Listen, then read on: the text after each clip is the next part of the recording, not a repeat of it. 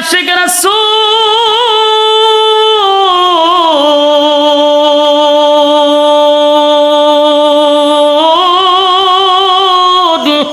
আমার নবী দুনিয়াতে আসার কারণে আমরা খুশি, আনন্দিত আনন্দিত আনন্দিত আনন্দিত।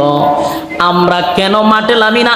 তার এক নাম্বার কারণ হলো 12 রবিউল আউয়াল মাসে একতলাফ নাই নবী দুনিয়ার থেকে বিদায় হইছে। নবীর যেমন আগমনের মাস তেমনি ভাবে নবীর ওফাতের মাস। নবী এই দিনে বিদায় হয়ে গেছে রে। কেমনে রে? এই দিনে আমরা আনন্দ মিছিল করব। সাহাবীদের ইতিহাস পড়ে দেখলাম নবী বিদায় হওয়ার কারণে গোটা মক্কা নগরীতে কান্নার রোল, মদিনায় কান্নার রোল পড়ে গেছে রে। কান্নার রোল পড়ে গেছে, কান্নার রোল পড়ে গেছে। যেদিন নবী বিদায় হয়ে যাবে, মসজিদে নববীর পাশেই নবীর হুজুরা শরীফ ছিল। সাহাবায়ে কেরাম আসছে নামাজ পড়ার জন্য। সব সময় সাহাবীরা নবীর পিছনেই নামাজ পড়তো। নবী ইমাম, সাহাবীরা মুসল্লি। কিন্তু হঠাৎ করে একদিন দেখে ফজরের সময় নবী মসজিদে নাই। অপেক্ষা করতে করতে নামাজের টাইম চলে যাবে, কিন্তু আল্লাহর পয়গম্বর ইমামতির মুসল্লায় নবী আসে না। সাহাবায়ে কেরামরা কান্না শুরু করে দিছে, হায় রে নবী আসে না, আর কি নবীর পিছনে নামাজ পড়ব না। হঠাৎ করে তাকায়া দেখে খলিফাতুল মুসলিমিন হযরত আবু বকর সিদ্দিক রাদিয়াল্লাহু তাআলা আনহু ইমামতির মুসল্লায় দাঁড়ায় গেছে। যেই মাত্র আবু বকর ইমামতির মুসল্লায় দাঁড়ায় গেল, সাহাবায়ে কেরামরা গইরাইয়া কান্না শুরু করে দিছে, হায় রে যেই জায়গাতে নবী দাঁড়াইয়া ইমামতি করছে, এই জায়গাতে যেহেতু আবু বকর দাঁড়ায় গেছে, আর কোনদিন নবী আমাদের ইমাম হবে না। কান্নার রোল পড়ে গেল। সাহাবায়ে কেরাম নামাজ শুরু করে দিছে। আল্লাহর নবী তখনও একবার বেহুশ, একবার হুশ, কখনো বেহুশ। নবীর প্রচন্ড বুকে ব্যথা, মাথায় ব্যথা। আল্লাহর নবীর হুশ ফিরার পরে আম্মা জান আয়েশা মাতার সামনে বসা ছিল। আম্মা জান আয়েশাকে বলেন, আয়েশা রে, আমি তো ফজরের নামাজের জন্য অপেক্ষায় ছিলাম, আমার সাহাবীরা কি নামাজ পড়ছে?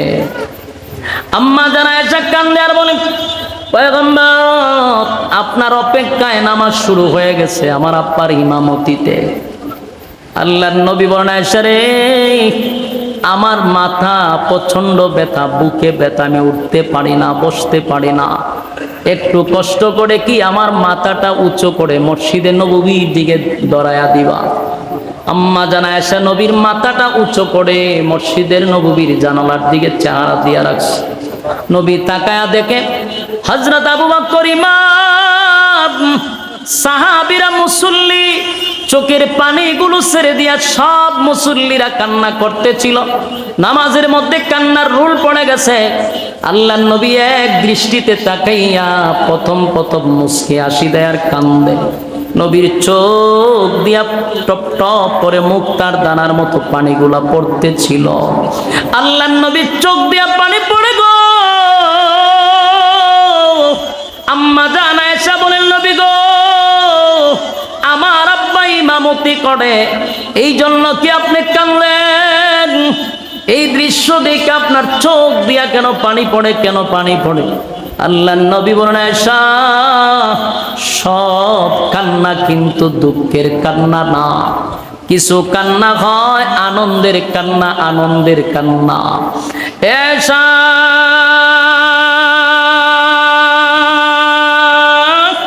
সব কান্না দুঃখের কান্না নয় গো, এটা যে আমার আনন্দের কান্না, আনন্দের কান্না, আনন্দের কান্না। কারণ এই নামাজের জন্য মক্কাতে আমারে কত নির্যাতন করছে। এই নামাজ কায়েম করতে গিয়া আমি সেজদায় গেলে আমার পিঠের উপরে উটের নাড়ি বুড়ি পর্যন্ত রেখে দিত। এই নামাজ কায়েম করতে গিয়া পাথরের আঘাত আমি সহ্য করছি। এই নামাজ কায়েম করতে গিয়ে আমার কত সাহাবী রক্তাক্ত হইছে। এই নামাজ কায়েম করতে গিয়ে আমার সাহাবীরা শাহাদাত বরণ করছে। কত সাহাবী আমি হারাইলাম। আজকে আমার চোখের সামনে আমার সাহাবীরা বিশাল এক জামাতের ইমাম আমার আবু বকর। আজকে আমার আনন্দের দিন। আমি যদি দুনিয়ার থেকে বিদায় হয়ে যাই আমার মনে কোনো কষ্ট নাই। আমার সাহাবীরা নামাজের মধ্যে দাঁড়ায়া গেছে। আমার জীবন সার্থক। আমি এতদিন পরে নিজের চোখে আমার সাহাবীদের নামাজ দেখতে পারছি। আল্লাহর নবী কান্দে আর বলে, এটা আমার দুঃখের কান্না নয়, এটা আমার আনন্দের কান্না, আনন্দের কান্না। আল্লাহর নবী আর থাকতে পারলেন না। যেই মাত্র শুয়ে গেলেন, মালাকুল মউত আজরাইল নবীর পাশে এসে দাঁড়াইছে। সুবহানাল্লাহ। সালাম দেয়, বারবার সালাম দেয়, ঘরে ঢোকার অনুমতি চায়। আল্লাহর নবী বলেন, ফাতেমা বাহির থেকে কে সালাম দেয় গো? দরজা খুলে দাও, দরজা খুলে দাও। আম্মা জান আয়েশা নবীর পাশে বসা, ফাতেমা দৌড়ে দরজার কাছে যায়। দরজা খুলতেই দেখে পা জমিনে, মাথা সাত আসমানের উপরে। মালাকুল মউত আজরাইল কোন মানুষের সামনে কোনদিন সামনাসামনি দেখা দেয় না। যার রুহু নিবে তার সামনে মালাকুল মউত আজরাইল আসে, সে দেখে। আর তো দেখার কথা না, কথা কোন ঠিক? তাহলে আয়েশ ফাতেমার তো রুহু নেওয়া হবে না। ফাতেমা কেন রে মালাকুল মউত আজরাইল দেখলো? তার একটা কারণ হলো, আল্লাহর নবী ফাতেমারে বলল, মাগো দরজায় কে যেন ডাকে, দরজা খুলে দাও। যদি ফাতেমা দরজা খুলে আজরাইলকে না দেখতো তাহলে ধারণা নিত আমার বাবা হয়তো বা অসুস্থতার কারণে কি বা শুনছে, কি বা দেখছে। হয়তো বা মানুষ মৃত্যুর আগে অনেক সময় আবুল তাবুল বলে, ঠিক না? আমার বাবা হয়তো বা অসুস্থতার কারণে কিছু শুনছে। আল্লাহ বলেন, মালাকুল মউত আজরাইল কেবল আজরাইল রে, পৃথিবীর সিস্টেমটা আমি পাল্টায়া দিব। কারণ আমার নবী বলছে ফাতেমারে দরজায় কে যেন ডাকে। এখন যদি আজরাইল না দেখে, ফাতেমার ধারণা নবীর প্রতি ভিন্ন রকম হয়ে যাবে। আমার নবীর প্রতি ধারণা তার ভিন্ন হবে। আমি আল্লাহ এটা বরদাস্ত করি না। আজরাইল এই জন্য ফাতেমার সামনে দাঁড়ায় গেছে। ফাতেমা তাকায় দেখে তো বিশাল আকৃতির মানুষ, কোনোদিন ফাতেমা দেখে নাই। একটা চিৎকার দিয়া বলে, বাবা গো এটা কেমন মানুষ আইছে, তার পা জমিনে, মাথা সাত আসমানের উপরে। এত বিরাট মানুষ আমার জিন্দেগিতে দেখি নাই। আম্মা জান আয়েশা নবীর পাশেই বসা ছিল, ফাতেমা দরজার কাছে। আল্লাহর নবী বলেন, ফাতেমা এটা দুনিয়ার কোনো মানুষ না, দুনিয়ার কোনো মানুষ না, এটা মালাকুল মউত আজরাইল। ফাতেমারে দরজা খুলে দেয়। ফাতেমা চিৎকার দিয়ে বলেন, না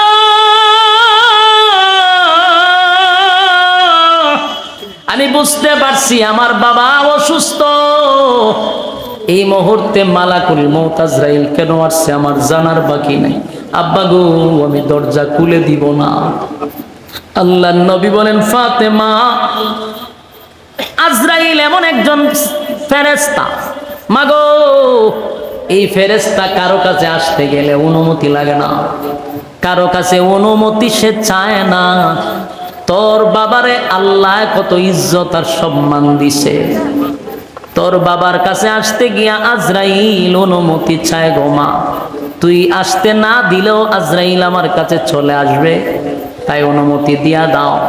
ফাতেমা অনুমতি দিতেই মালাকুল মউত আজরাইল নবীর পাশে বসে গেছে। সুবহানাল্লাহ। আল্লাহর নবীকে সালাম দিয়া বলে, নবী গো আমি মালাকুল মউত আজরাইল, পৃথিবীর সৃষ্টির থেকে নিয়ে আজকে পর্যন্ত কারো কাছে অনুমতি আমি আজরাইলের চাইতে হয় নাই, কিন্তু আজকে ব্যতিক্রম। আমি আসার আগে আমার আল্লাহ বলছে, সাবধান আমার বন্ধুর কাছে যাইবি তো অনুমতি ছাড়া যাবি না। বন্ধু যদি অনুমতি দেয় বন্ধুর রুহ আনবি, অনুমতি না দিলে সাবধান, কথা বলবি না, রিটার্ন ফেরত চলে আসবি। সুবহানাল্লাহ। এটা আমার নবীর শান, আমার নবীর শান, আমার নবীর মর্যাদা। এ আশিক রাসূল, নবীর শান, নবীর শান। আজরাইল নবীর কাছে অনুমতি চায়, অনুমতি চায়।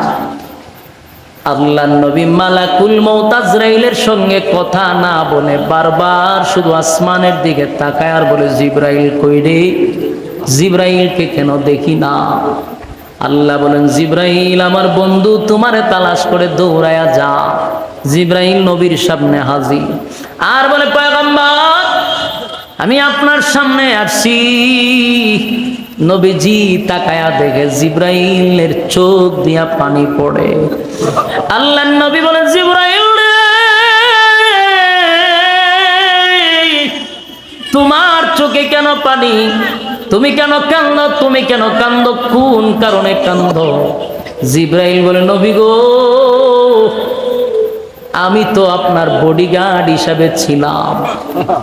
দুনিয়াতে যত নবী রাসূল আসছে আর আপনার কাছে আমি যতবার আসছি, কোন নবীর কাছে আমি জীবনে একবার আসছি, কারো কাছে 3 বার আসছি, কারো কাছে 40 বার আসছি, কিন্তু আপনার কাছে আমি 24,000 বার আসছি। আসসালামু আলাইকুম ওয়া রাহমাতুল্লাহি ওয়া বারাকাতুহু। আলহামদুলিল্লাহ الحمد لله الأكرم الذي خلق الإنسان وكرم وعلمه من البيان ما لم يعلم فسبحان الذي لا يحصى امتنانه باللسان ولا بالقلم ونشهد أن لا إله إلا الله وحده لا شريك له وأشهد أن سيدنا وسندنا وحبيبنا ومولانا محمدا عبد الله ورسوله أرسله بالحق بشيرا ونذيرا وداعيا إلى الله بإذنه وسراجا منيرا أما بعد فأعوذ بالله من الشيطان الرجيم بسم الله الرحمن الرحيم وما أرسلناك إلا رحمة للعالمين وقال تعالى وإنك لعلى خلق عظيم وقال تعالى فلا وربك لا يؤمنون حتى يحكموك فيما شجر بينهم ثم لا يجدوا في أنفسهم حرجا مما قضيت ويسلموا تسليما وقال النبي صلى الله عليه وسلم بعثت لأتمم مكارم الأخلاق وقال النبي صلى الله عليه وسلم من أحب سنتي فقد أحبني ومن أحبني كان معي في الجنة أو كما قال عليه الصلاة والسلام درود شريف পড়ি اللهم صل على محمد وعلى آل محمد كما صليت على إبراهيم وعلى آل إبراهيم إنك حميد مجيد اللهم بارك على محمد وعلى آل محمد كما باركت على إبراهيم وعلى إنك حميد مجيد मेरा दिल तलब रहा है मेरे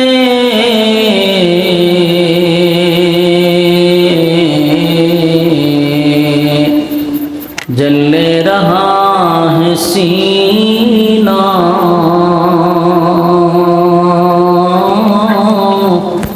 ए दवा वही मिलेंगे मुझे ले चलो मदीना बलगल उला बिकमालिही कशफत तुजा बिजमालिही हसनत जमीअ खसालिही सल्लु अलैहि ज़िक्रे बातिन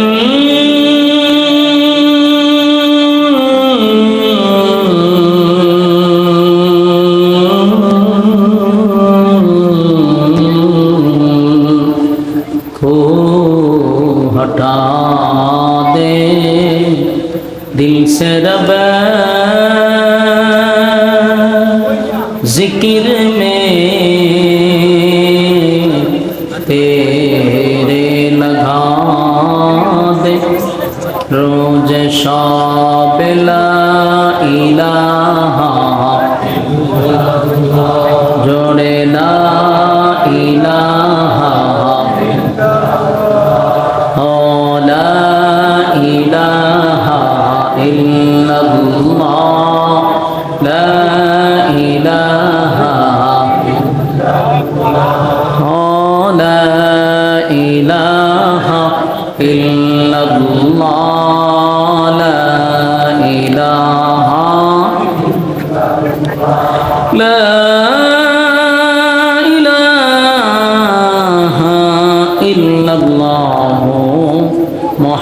मुहम्मदुर रसूलुल्लाह सल्लल्लाहु अलैहि वसल्लम আলহামদুলিল্লাহ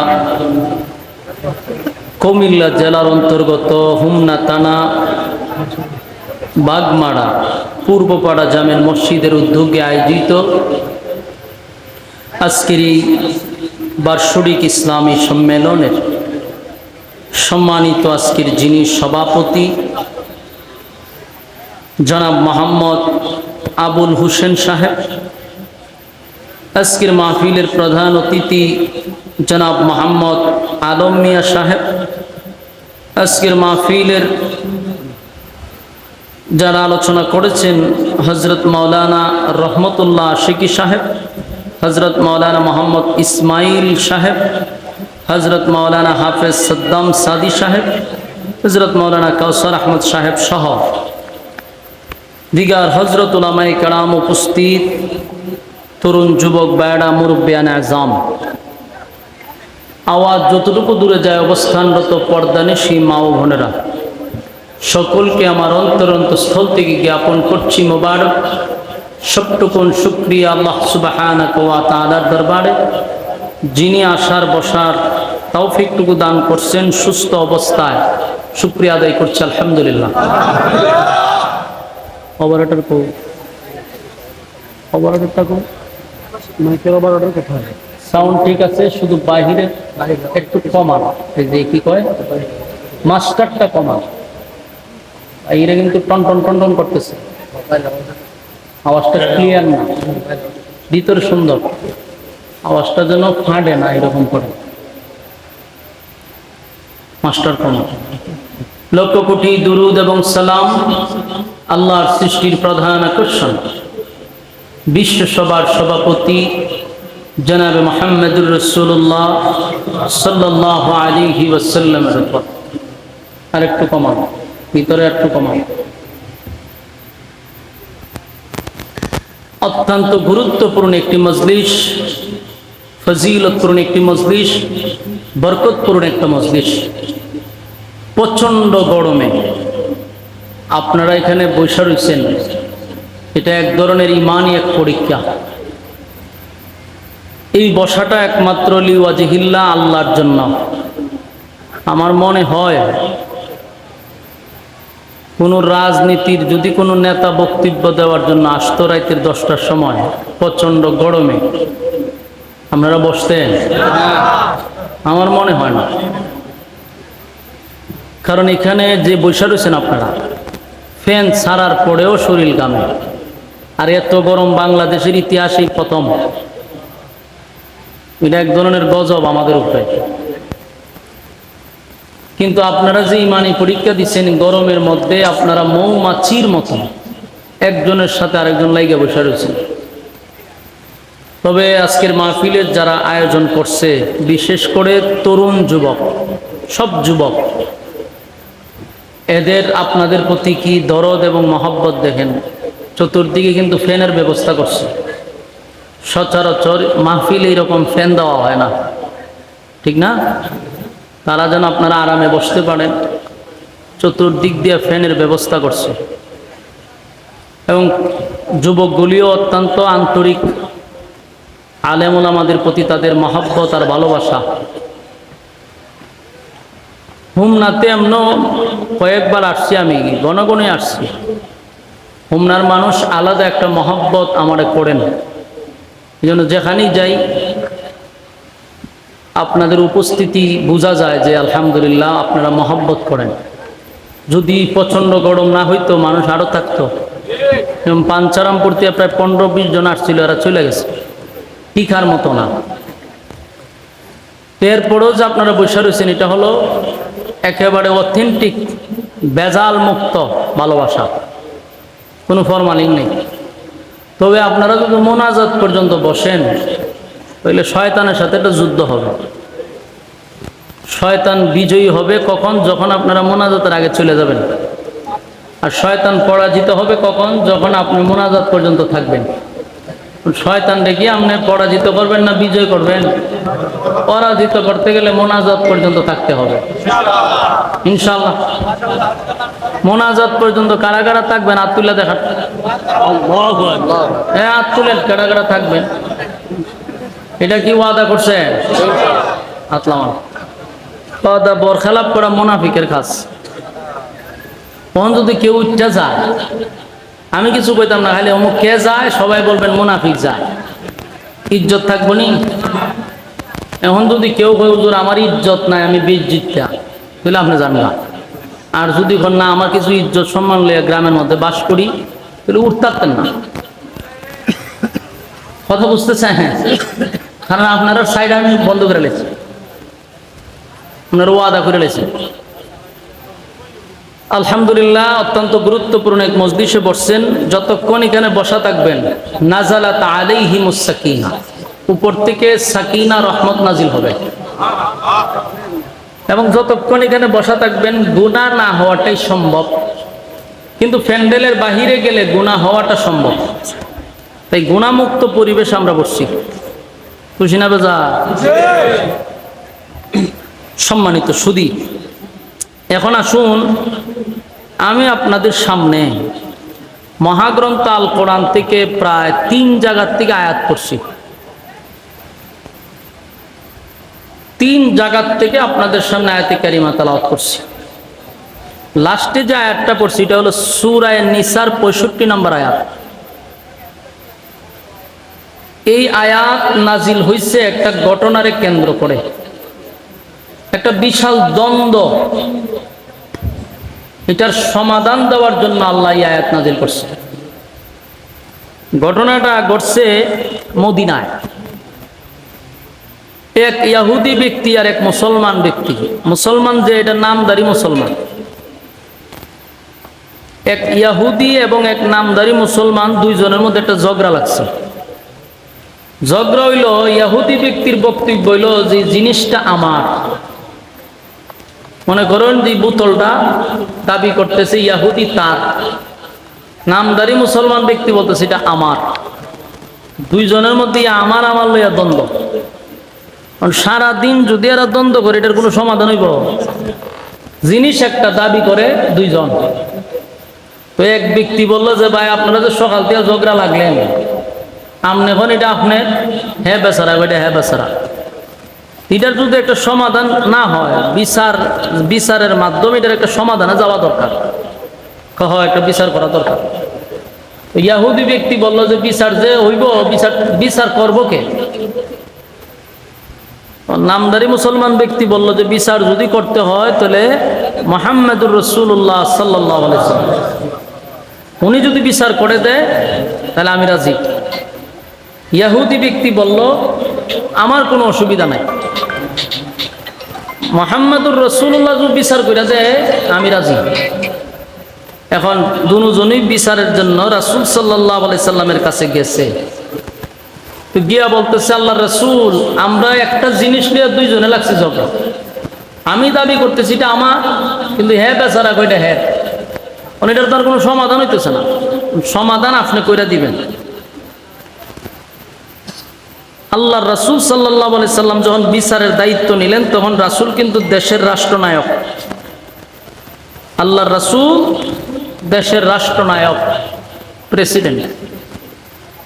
রাসূল যখন বিচার করবে, এই বিচারটা কি মনে করেন বাংলাদেশের বিচার? এটা তো বাংলাদেশের বিচার না। এটার একটা তদন্ত হওয়া দরকার যে আসলেই মালটা কার। রাসূল যেহেতু বিচার করবে, এটা আমাদের দেশের বিচার না। আমাদের দেশের বিচার তো 16 বছর দেখছুনি আপনারা, তামসার বিচার। দর্শন করছে একজনে, পরের দিন যখন মিডিয়ায় আসছে এক মাইয়ারে দর্শন করছে, পরের দিন এক লোকরে নিয়ে দাঁড় করাইছে, গ্রেপ্তার করছে। এ ভাই সাউন্ড কমান, আরো এখনো শীষ দিতেছে, বুঝেন না আপনি, টং টং করতেছে, একটু কমান। দর্শন করলো এক ব্যক্তি, পরের দিন নিয়ে মিডিয়ার সামনে করছে আরেকজনের দাঁড় করানো। যে বেচারাটা ধরছে এটা অর্ধেক প্রতিবন্ধীর মতো, এরে ফুক পেলে ফসি মুজা, এমন ব্যক্তি কি দর্শন করতে পারে? কিন্তু মিডিয়া যখন প্রচার প্রসার শুরু করছে, তখন এরা সামনে একটা আইনা দৈরা, রাস্তার থেকে আইনা দৈরা করেছে, এটা দর্শন করছে। এই হলো বাংলাদেশের বিচার গেছে। যারা সত্যিকারের অপরাধী ছিল তারা মুক্ত আকাশে বেড়াইছে, আর যারা নির্দোষ তারা দেয়ালের ভিতরে থাকছে। এই হলো বিচার ব্যবস্থা ছিল। রাসূলের বিচার তার এরকম হওয়ার কথা না। রাসূল এটা খুব জোরে, এটা ভালো করে এটা তদন্ত করছে। তদন্ত করে দেখে আসলে মালটা হইল ইহুদি ব্যক্তির, মুসলমান ব্যক্তির না। আর মুসলমান ব্যক্তির ধারণ হইল আমার নবীর কাছে বিচার দিছে, আমি হইলাম মুসলমান, বিচারের রায় তো আমার দিকে আইব। কারণ এরা 16 বছর যারা আওয়ামী লীগ করছে, এরা যদি মামলা করছে, এর মামলা ডাইরেক্ট অ্যাকশন হয়েছে, কথা ঠিক নেই। আর যদি জামাত বিএনপি হইতো, হেফাজত হইতো, কোনো মামলা গ্রহণযোগ্য হয়েছে না। বাস্তব না বাস্তব? দলে দলে টাইনা নিছে। নামদারি মুসলমানের ব্যক্তির ধারণা হইল যে নবীর কাছে বিচার দিছে, আমি হইলাম মুসলমান, বিচার তো আমারই আইব। কিন্তু রাসূল তদন্ত নিয়ে দেখে যে মালটা হইল ইহুদির। রাসূল বলল এই মাল ইহুদি ব্যক্তির, রায় হয়েছে ইহুদির উপরে। তো এই ইহুদি ব্যক্তি মাল লইয়া গেছে গা। রাস্তার মধ্যে নামদারি মুসলমান গিয়ে ইহুদি ব্যক্তির আটকাইছে। আটকায়া কয় দাঁড়া, মাল যে তুই লইয়া যেত জজ, এই বিচার তো আমি মানি না। দেখেন তো এখানে নাউজুবিল্লাহ আসেনি? আছে। রাসূল বিচার করে দিছে, এখন মানি না, তো এখানে নাউজুবিল্লাহ আসেনি? অন বুঝুন, আমি যে বারবার কইতাছি নামদারি মুসলমান, অন বুঝছেন নি কত নাম্বারের মুসলমান? রাসূল আরবি সাল্লাল্লাহু আলাইহি সাল্লাম বিচার করে দিছে, এখন বিচার মানে না। তখন ইয়াহুদি ব্যক্তি হইল, তোর নবী বিচার করে দিল, তুই বিচারক বাছাই করলি, তোর বিচারে আমি গেলাম, তোর নবী রায় দিল আমারে, তুই এখন খোঁজ মানুষ না, এটা কোন ধরনের কথা? এখন কি করতে চাস? হয় বিচার পছন্দ হয়েছে না, এই বিচার আমি আবার উচ্চ আদালতে লইয়া যাবো, আপিল নি কর, আপিল করবো।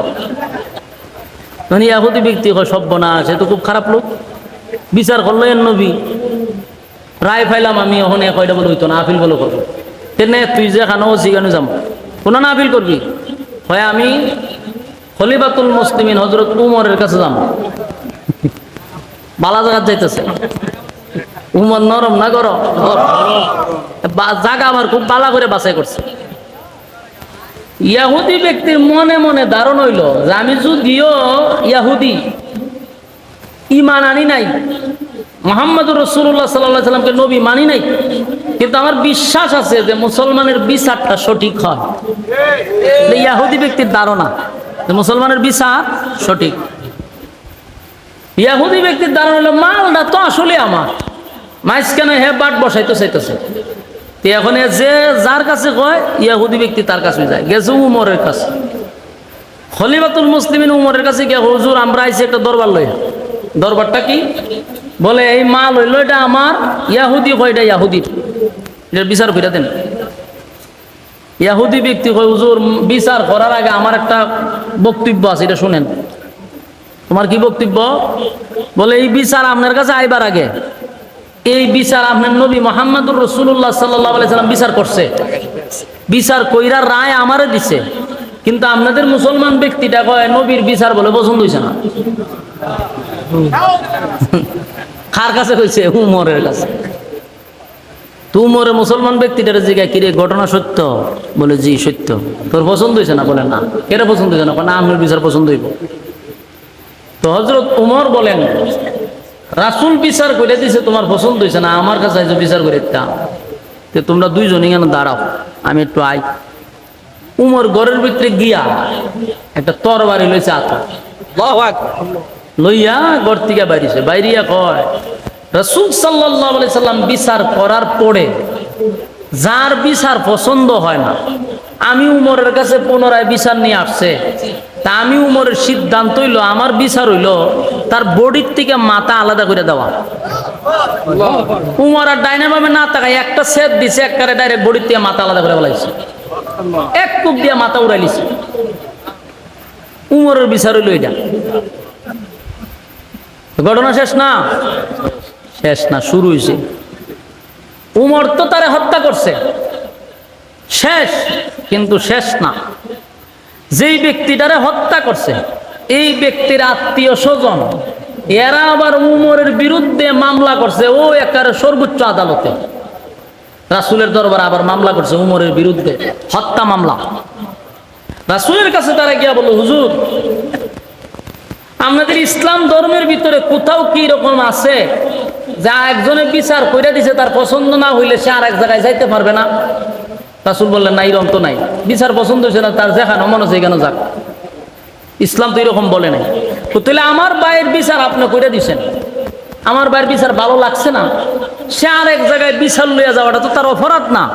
তাহলে তারা যে হত্যা করলো উমরে, এখন আপনি বিচার করেন। আসছেনি দরবার? কারণ ইসলামের বিচার হলো হত্যার বদলা হত্যা, কন্যা দিয়ে হত্যার বদলা হত্যা। উমর হত্যা করছে, তো বিচার উমরকে হত্যা করতে হবে। তো এমন বড় দরবার লাগছে, মামলা তো ডাইরেক্ট হয়ে গেছে।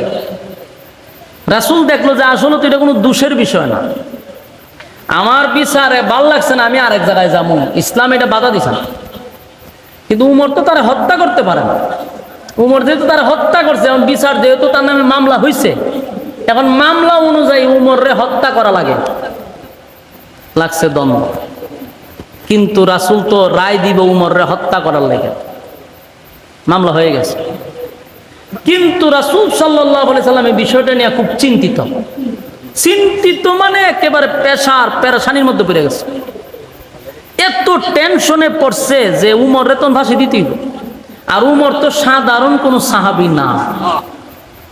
উমর ইসলাম গ্রহণ এমনি এমনি করে নাই, রাসূল নিজে আল্লাহর কাছে ছায়া উমররে আনছে সুবহানাল্লাহ আসেনি?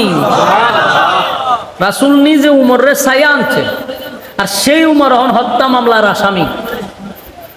এই জন্য রাসূল সবচেয়ে বেশি চিন্তিত। রাসূল চিন্তা করতে যে উমররে আমি আল্লাহর কাছে ছায়া না দিয়ে বিপদে বললাম, অন্ত উমররে আমার হত্যা করতে, ফাঁসি দিতে। রাসূল এত চিন্তিত, এত প্রেসারে পড়ছে আল্লাহর রাসূল। ঠিক রাসূলের এই চিন্তিত অবস্থায় জিবরাইল আয়া হাজির। আয়া কয় যে আপনি কেন চিন্তা করেন, উমরের ফাঁসি দিবেন এই কারণে? আল্লাহ নিজে উমরের পক্ষে উকিল হয়ে গেছে। আপনি বিচারক, আল্লাহ উকিল, মানে আল্লাহ উকিল হয়ে গেছে। এই মামলা কি মনে করেন, আল্লাহ যদি উকিল হয় তাহলে রায় পাইব কে? উমরের পক্ষে কি সাধারণ কেউ উকিল হইছে না স্বয়ং আল্লাহ? আল্লাহ কয় আমি নিজে উমরের পক্ষে উকিল। রাসূল আপনি চিন্তিত হবেন না। সূরা নিসার 65 নম্বর আয়াত তখন নাজিল হয়। আল্লাহ বলেন, فلا وربك لا يؤمنون حتى يحكموك فيما شجر بينهم ثم لا يجدوا في أنفسهم حرجا مما قضيت ويسلموا تسليما। এই আয়াত নাজিল হয়েছে। আল্লাহ বলেন যে হে মুহাম্মদ সাল্লাল্লাহু আলাইহি সাল্লাম, হ্যাঁ নবী, আপনার রবের কসম, আল্লাহ নিজেই কসম করতেছে যে আপনার রবের কসম, উমর কোনো অপরাধ করে নাই। সুবহানাল্লাহ আসেনি? উমর কোনো অপরাধ করে নাই। অথচ আমরা দেখতেছি কি উমর একজনের হত্যা করছে। আর আল্লাহ কয় উমর কোনো নিষ্পাপ নিরপরাধ কোনো মানুষকে হত্যা করে নাই। আল্লাহ যদি কথা কয় আর নবী বিচার করার ক্ষমতা আছে? আল্লাহ বলেন আপনার রবের কসম, উমর কোনো অপরাধ করে নাই, নির্দোষ কোনো মানুষকে হত্যা করে নাই। তাহলে কেন কার হত্যা করলো? যারে হত্যা করছে সে একটা প্রতারক, সে মুনাফিক। সে প্রকাশ্যে মানুষের সামনে বলে সে ইসলাম ধর্ম গ্রহণ করছে। সে বলে আপনার উম্মত হিসাবে মানুষের কাছে সে প্রচার প্রসার করে, কিন্তু আপনার বিচার তার কাছে পছন্দ হয় না। বলুন, মুখ দিয়া যদি খালি হয়ে আমি ইমানদার, আমি মুসলমান, কিন্তু ইসলামের আইন কানুন যদি আমার কাছে ভালো না লাগে, আমি আপনি কি আল্লাহর আদালতের মুমিন হতে পারবো? তাই আমরা সমাজে এইরকম কোয়ালিটির লোক আসেনি। সমাজে কি আপনারা এখানে যারা বসে রয়েছেন এরার মধ্যে অনেকে আছে, নামে আমি মুসলমান, বছরে গরু কুরবানিও হয়, বাপও মুসলমান, আমিও মুসলমান, কিন্তু ইসলামের ছায়ার তলে আমি আছি যে আমি ধর্ম আমার ইসলাম, কিন্তু ইসলামের আইন কানুন বিধিবিধান তার পছন্দ হয় না। এরকম লোক আসেনি? স্বভাবের লোক আছে, দাবি করে মুসলমান, কিন্তু আল্লাহর হুকুম তার মানতে ভালো লাগে না, নবীর তরিকা অনুযায়ী চলতে তার ভালো লাগে না। তুমি যেই ধরনের মুসলমান, ওই লোকটাও সেই ধরনের মুসলমান। এজন্য আল্লাহ নিজে উকিল হইয়া বলে সে আসলে মুসলমান ছিল না, সে ছিল মুনাফিক, সে ছিল প্রতারক। কারণ আপনাকে নবী মানার পরে যে ব্যক্তি বলে আপনার বিচার তার পছন্দ হয় নাই, সে কোনোদিন মুমিন হতে পারে না। এই জন্য আমি এই আয়াতটা মাঝখানে কেন পড়লাম? দুইটা আয়াত পড়ছি রাসূলের সম্মান নিয়া, কিন্তু মাঝখানে এই আয়াতটা কেড়ে ঢুকাইলাম যেন শুরুর থেকে আপনারা বুঝাইতে সুবিধা হয়। এখন আসুন আমার আলোচনার মূল ভূমিকায়, এই ঘটনাটার সামনে রাখতে আপনারা বুঝাইতে সুবিধা হয়। যেমন এখন বর্তমান চলতেছে কোন মাস? রবিউল আউয়াল মাস। কথা হয় না দেখি? রবিউল আউয়াল মাস, তার মানে নবীর আগমনের মাস। কথা বলি না? এই মাসও যে কি দরবার লাগছে, মারা মারি, ভিডা ভিডি। আজকে এবার সময় দেখি কোন জায়গার যেন আমরা দেখলাম ওই যেটা বিজয়নগর থানা, বিজয়নগর থানা আমরা তো নাইতেছি দিয়ে র্যাব, পুলিশ, তারপরে লেগে আপনার সেনাবাহিনী, চতুর্দিক দিয়ে ঘটনা কি সব বাইরা বাইরি এসে কি বাইরা বাইরি জোসনে জুলুস লইয়া ঈদে মিলাদুন নবী লিয়া লাগছে মায়। এই মারামারি লাগিয়া দুই একজন আহত নিহত। চিন্তা করছে? আমার প্রশ্ন হইল রাসূল দুনিয়াতে আসার কারণে আমরা খুশি না বেজা? এতে কোনো সন্দেহ আছে?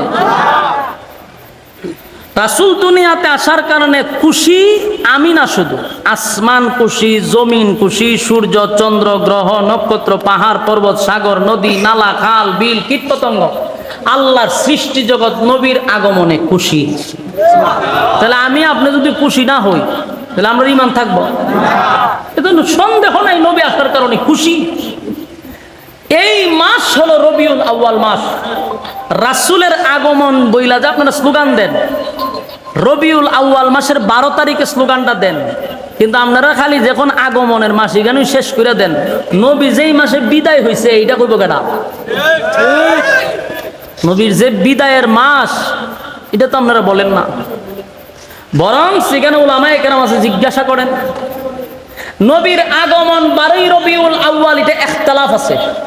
ইখতিলাফ কি? কেউ বলে 8 তারিখ, কেউ বলে 12 তারিখ, কেউ 10 তারিখও বলে, তাহলে 9 তারিখও বলে। মানে অনেকগুলা মত আছে অনেক উলামায়ে কেরাম। এখনো 100% ক্লিয়ার না যে 12 রবিউল আউয়াল রাসূল দুনিয়াতে আসছে। কারণ আশাটা নিয়ে ইখতিলাফ আছে। কেউ আসছে রবিউল আউয়াল মাস, এটা 100%, কিন্তু 8, 9, 10, 12 এই হলো মতামত, ইখতিলাফ। কিন্তু 100% রাসূলের ওফাত হয়েছে 12 রবিউল আউয়াল সোমবার দিন, কোনো ইখতিলাফ নাই। তাহলে নিশ্চিত এই মাসের 12 তারিখ সোমবার দিন রাসূল বিদায় হয়েছে, যেটার কোনো ইখতিলাফ নাই। সেই দিন বিদায়ের দিন, সেদিন আমি আনন্দ মিছিলটা করব কেমনে? আমার কলিজা দেয় কেমনে? এই জন্য আমরা অর্ধেক মানুষ দেখবেন আনন্দ মিছিল করে না, আর আনন্দ মিছিল না করার কারণে আমরা উপাধি দেওয়া হয় আমরা কাফের। ডাইরেক্ট কয় তা রাসূলের দুশমন। তুমি যদি ঠান্ডা মাথায় বালিশের সঙ্গে মাথা লাগায় একটু চিন্তা করো যে আসলে কেন রাসূলের দুশমন। যারা এদিন আনন্দ মিছিলে যোগ দেয় না, কেন দেয় না জানো? আমরা 100% জানি যে কোনো ইখতিলাফ নাই, রাসূল 12 তারিখ দুনিয়ার থেকে বিদায় হয়েছে। তো বিদায়ের ব্যথায় ব্যথিত হইয়া সেদিন আর আনন্দ হাসি মুখ দিয়ে আসে না। সত্যিকারের আশিক রাসূলদের মুখ দিয়া হাসি আসে না, এই জন্য আমরা মাঠে নামি না। কিন্তু রাসূল আসার কারণে আমরা বেজার, এটা আমি বলবো না, বললে আমার ঈমান থাকবে না। রাসূলের আগমন যদি একটা নির্দিষ্ট ডেট থাকতো, যদি 8 তারিখ হয় সেদিন আমরা আনন্দ করব, যদি 9 তারিখ হয় আনন্দ করেন, কিন্তু 12 তারিখ আপনি আনন্দ করতে পারেন না, কারণ সেদিন 100% রাসূল দুনিয়ার থেকে বিদায় হয়েছে। বেশ কম তুই জায়গা অনর্থক আমাদেরকে আপনারা বিভিন্ন ধরনের ভুল বুঝে আমরা মুসলমানের খাতারই রাখেন, হয়ে রাখা আসলে কোনো মুসলমান না। অথচ নবী আমাদের এক, কোরআন আমাদের এক, আল্লাহ আমাদের এক, গেল এটা। এখন প্রশ্ন হইল, আমরা তো রাসূলকে অনুসরণ করি, ঠিক না? কথা বল না দি, অনুসরণ অনুকরণ কারে করব? রাসূলের তো করি। তো এখন আসুন, রাসূলকে যদি অনুসরণ অনুকরণ করি, তো রাসূল করছেন এটা দেখুন দরকার না? কথা বল না দি, আমরা তো অনুসরণ করবো মদিনাওয়ালারে, তো মদিনাওয়ালা কইরা গেছে কিনা আমরা দেখার দরকার না? হ্যাঁ, ইতিহাস গাইতে পাইছি যে রাসূল সোমবার দিন বলতে সপ্তাহে রাসূল 2 দিন রোজা রাখতেন। এর মধ্যে একটা হলো সোমবার, একটা হলো বৃহস্পতিবার। 2 দিন রোজা রাখতেন কেন? রাসূলকে জিজ্ঞাসা করার পরে বলছে যে এই সোমবার দিনে আমার দুনিয়াতে আসা, সোমবার দিনে আমার দুনিয়ার থেকে যাওয়া হবে, এই জন্য আমি দিনে রোজা রাখি।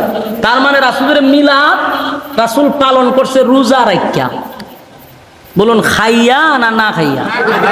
না খাইয়া। রাসূল যেভাবে করছে আমরা এইভাবে করব। এখন আসুন, আমাদের সত্যের মাপকাঠি হলো সাহাবায়ে কেরাম। সাহাবায়ে কেরামের ইতিহাস একটু ঘুরে দেখেন, কোনো একজন সাহাবী করছে কিনা আমরা ইতিহাস করে পাইছি না। তাহলে আমরা কেমনে করবো? এখন করি না, আপনারা করেন, আপনারা যে করেন আপনারা কিন্তু কাফের বলতে পারবো না আমরা। আবার আমরা যে করি না, আপনারা তো আপনারা কাফের বলতে পারেন না। কাফের বলা যাব? করছে সেও না, এটা ভালোবাসি করতেছে, আমরা বুঝি যে এটা ভালোবাসা। আমরা করি না, এটাও ভালোবাসা, কারণ এই রাসূল এই তারিখে দুনিয়ার থেকে বিদায় হয়েছে, আমরা ভালোবাসি করি না। এই জন্য কোনো দলই কাফের হওয়া যায় না। আল্লাহ আমাদের বুঝার তৌফিক দোকা। রবিউল আউয়াল মাস আসার কারণে আমরা খুশি না বেজা? রাসূলের আগমনের মাস, রাসূলের ওফাতের মাস, এটা আনন্দের বিষয়। আল্লাহ রাসূল সাল্লাল্লাহু আলাইহি সাল্লামের আগমনে আসমান জমিন খুশি হয়েছে এবং দিন খুশি রাত খুশি। রাত আর দিনে লাগছে ঝগড়া, যে আল্লাহ আপনি আপনার নবীরা আমার মধ্যে দেন, রাত্র বলে আমার মধ্যে দেন, দিনে বলে আমার মধ্যে দেন। এই জন্য আল্লাহ বলেন যে আমি এমন একটা সময় রাসূলকে পাঠাইছি, পীর কে দিন সুবে সাদিক কে অক্ত, 8 হুই অথবা 12 হুই, ওই যে 8 অথবা 12, এই 8 অথবা 12 রবিউল আউয়ালের সুবে সাদিকের সময় পীর কে দিন মানে সোমবার দিন রাসূলকে দুনিয়াত পাঠাইছে। তো সোমবার দিনে রাসূলকে পাঠাইলেন সুবে সাদিকের সময়, কেন? রাত তো খুশি দিনও খুশি। সুবহানাল্লাহ। সুবে সাদিকের সময় দেখবেন কিছু রাত কিছু দিন, ঠিক নেই? রাত আর দিন আল্লাহ খুশি করছে। আমরা বেজার হবো কেন? আল্লাহ নবীর আগমনটা ছিল অলৌকিক, যেটা এখন কি অলৌকিক। রাসূল সাল্লাল্লাহু আলাইহি সাল্লামের জীবনীটা হলো 63 বছর। কত বছর? 63 বছরের 3টা অধ্যায় আছে, একটু পড়বেন। বাপ দাদাদের গিচ্ছা কম পইরা, ছড়ি বই কম পইরা, এগুলা একটু রিসার্চ করবেন, প্রচুর স্টাডি করবেন, দেখবেন অটোমেটিক মাথায় ঢুকবো। এমন বই পড়েন, এটা কাল্পনিক গল্প, যেগুলা পইরা উগ্র হইতেছেন, ভালো হইতেছেন না। আমার কথা কি তিতা লাগতেছে না? করল্লার থেকেও বেশি তিতা, আর আমি কথা এইভাবেই করি। কিন্তু যদি কোনো জ্ঞানী মানুষ হয়, কথাগুলি আবার তার ব্রেইনে ঢুকাবো। রাসূলের জীবনের কয়টা অধ্যায় আছে? 3টা অধ্যায় আছে, গড়ে কি না পড়বেন। প্রথম অধ্যায়টার নাম হলো ক্বাবলান নবুয়ত, 40 বছর। দ্বিতীয় অধ্যায়টার নাম হলো মাক্কি জিন্দেগি, 13 বছর। তৃতীয় অধ্যায়টার নাম হলো মাদানী জিন্দেগি, 10 বছর। এই 3টা অধ্যায়ের 3টা কর্মসূচি আছে। প্রথম অধ্যায় 40 বছর। এই 40 বছর পর্যন্ত মক্কার একটা মানুষও রাসূলের শত্রু ছিল না। কেন শত্রু ছিল না? কারণ 40 বছর রাসূল আদেশও করে নাই, নিষেধও করে নাই। যখন আপনি ওয়াজ করতেন না, তখন আপনার কোনো শত্রু নাই। কথা বুঝিন না দি? আমি বক্তা হইবার আগে আমার একটা শত্রু আছেন না, বক্তা হইছি এখন শত্রু আছে। কারণ ওই যে কথা বলি, রাসূল 40 বছর চুপ ছিল, মদিনার মক্কার মানুষ ওনারা আল আমিন উপাধি দিছে।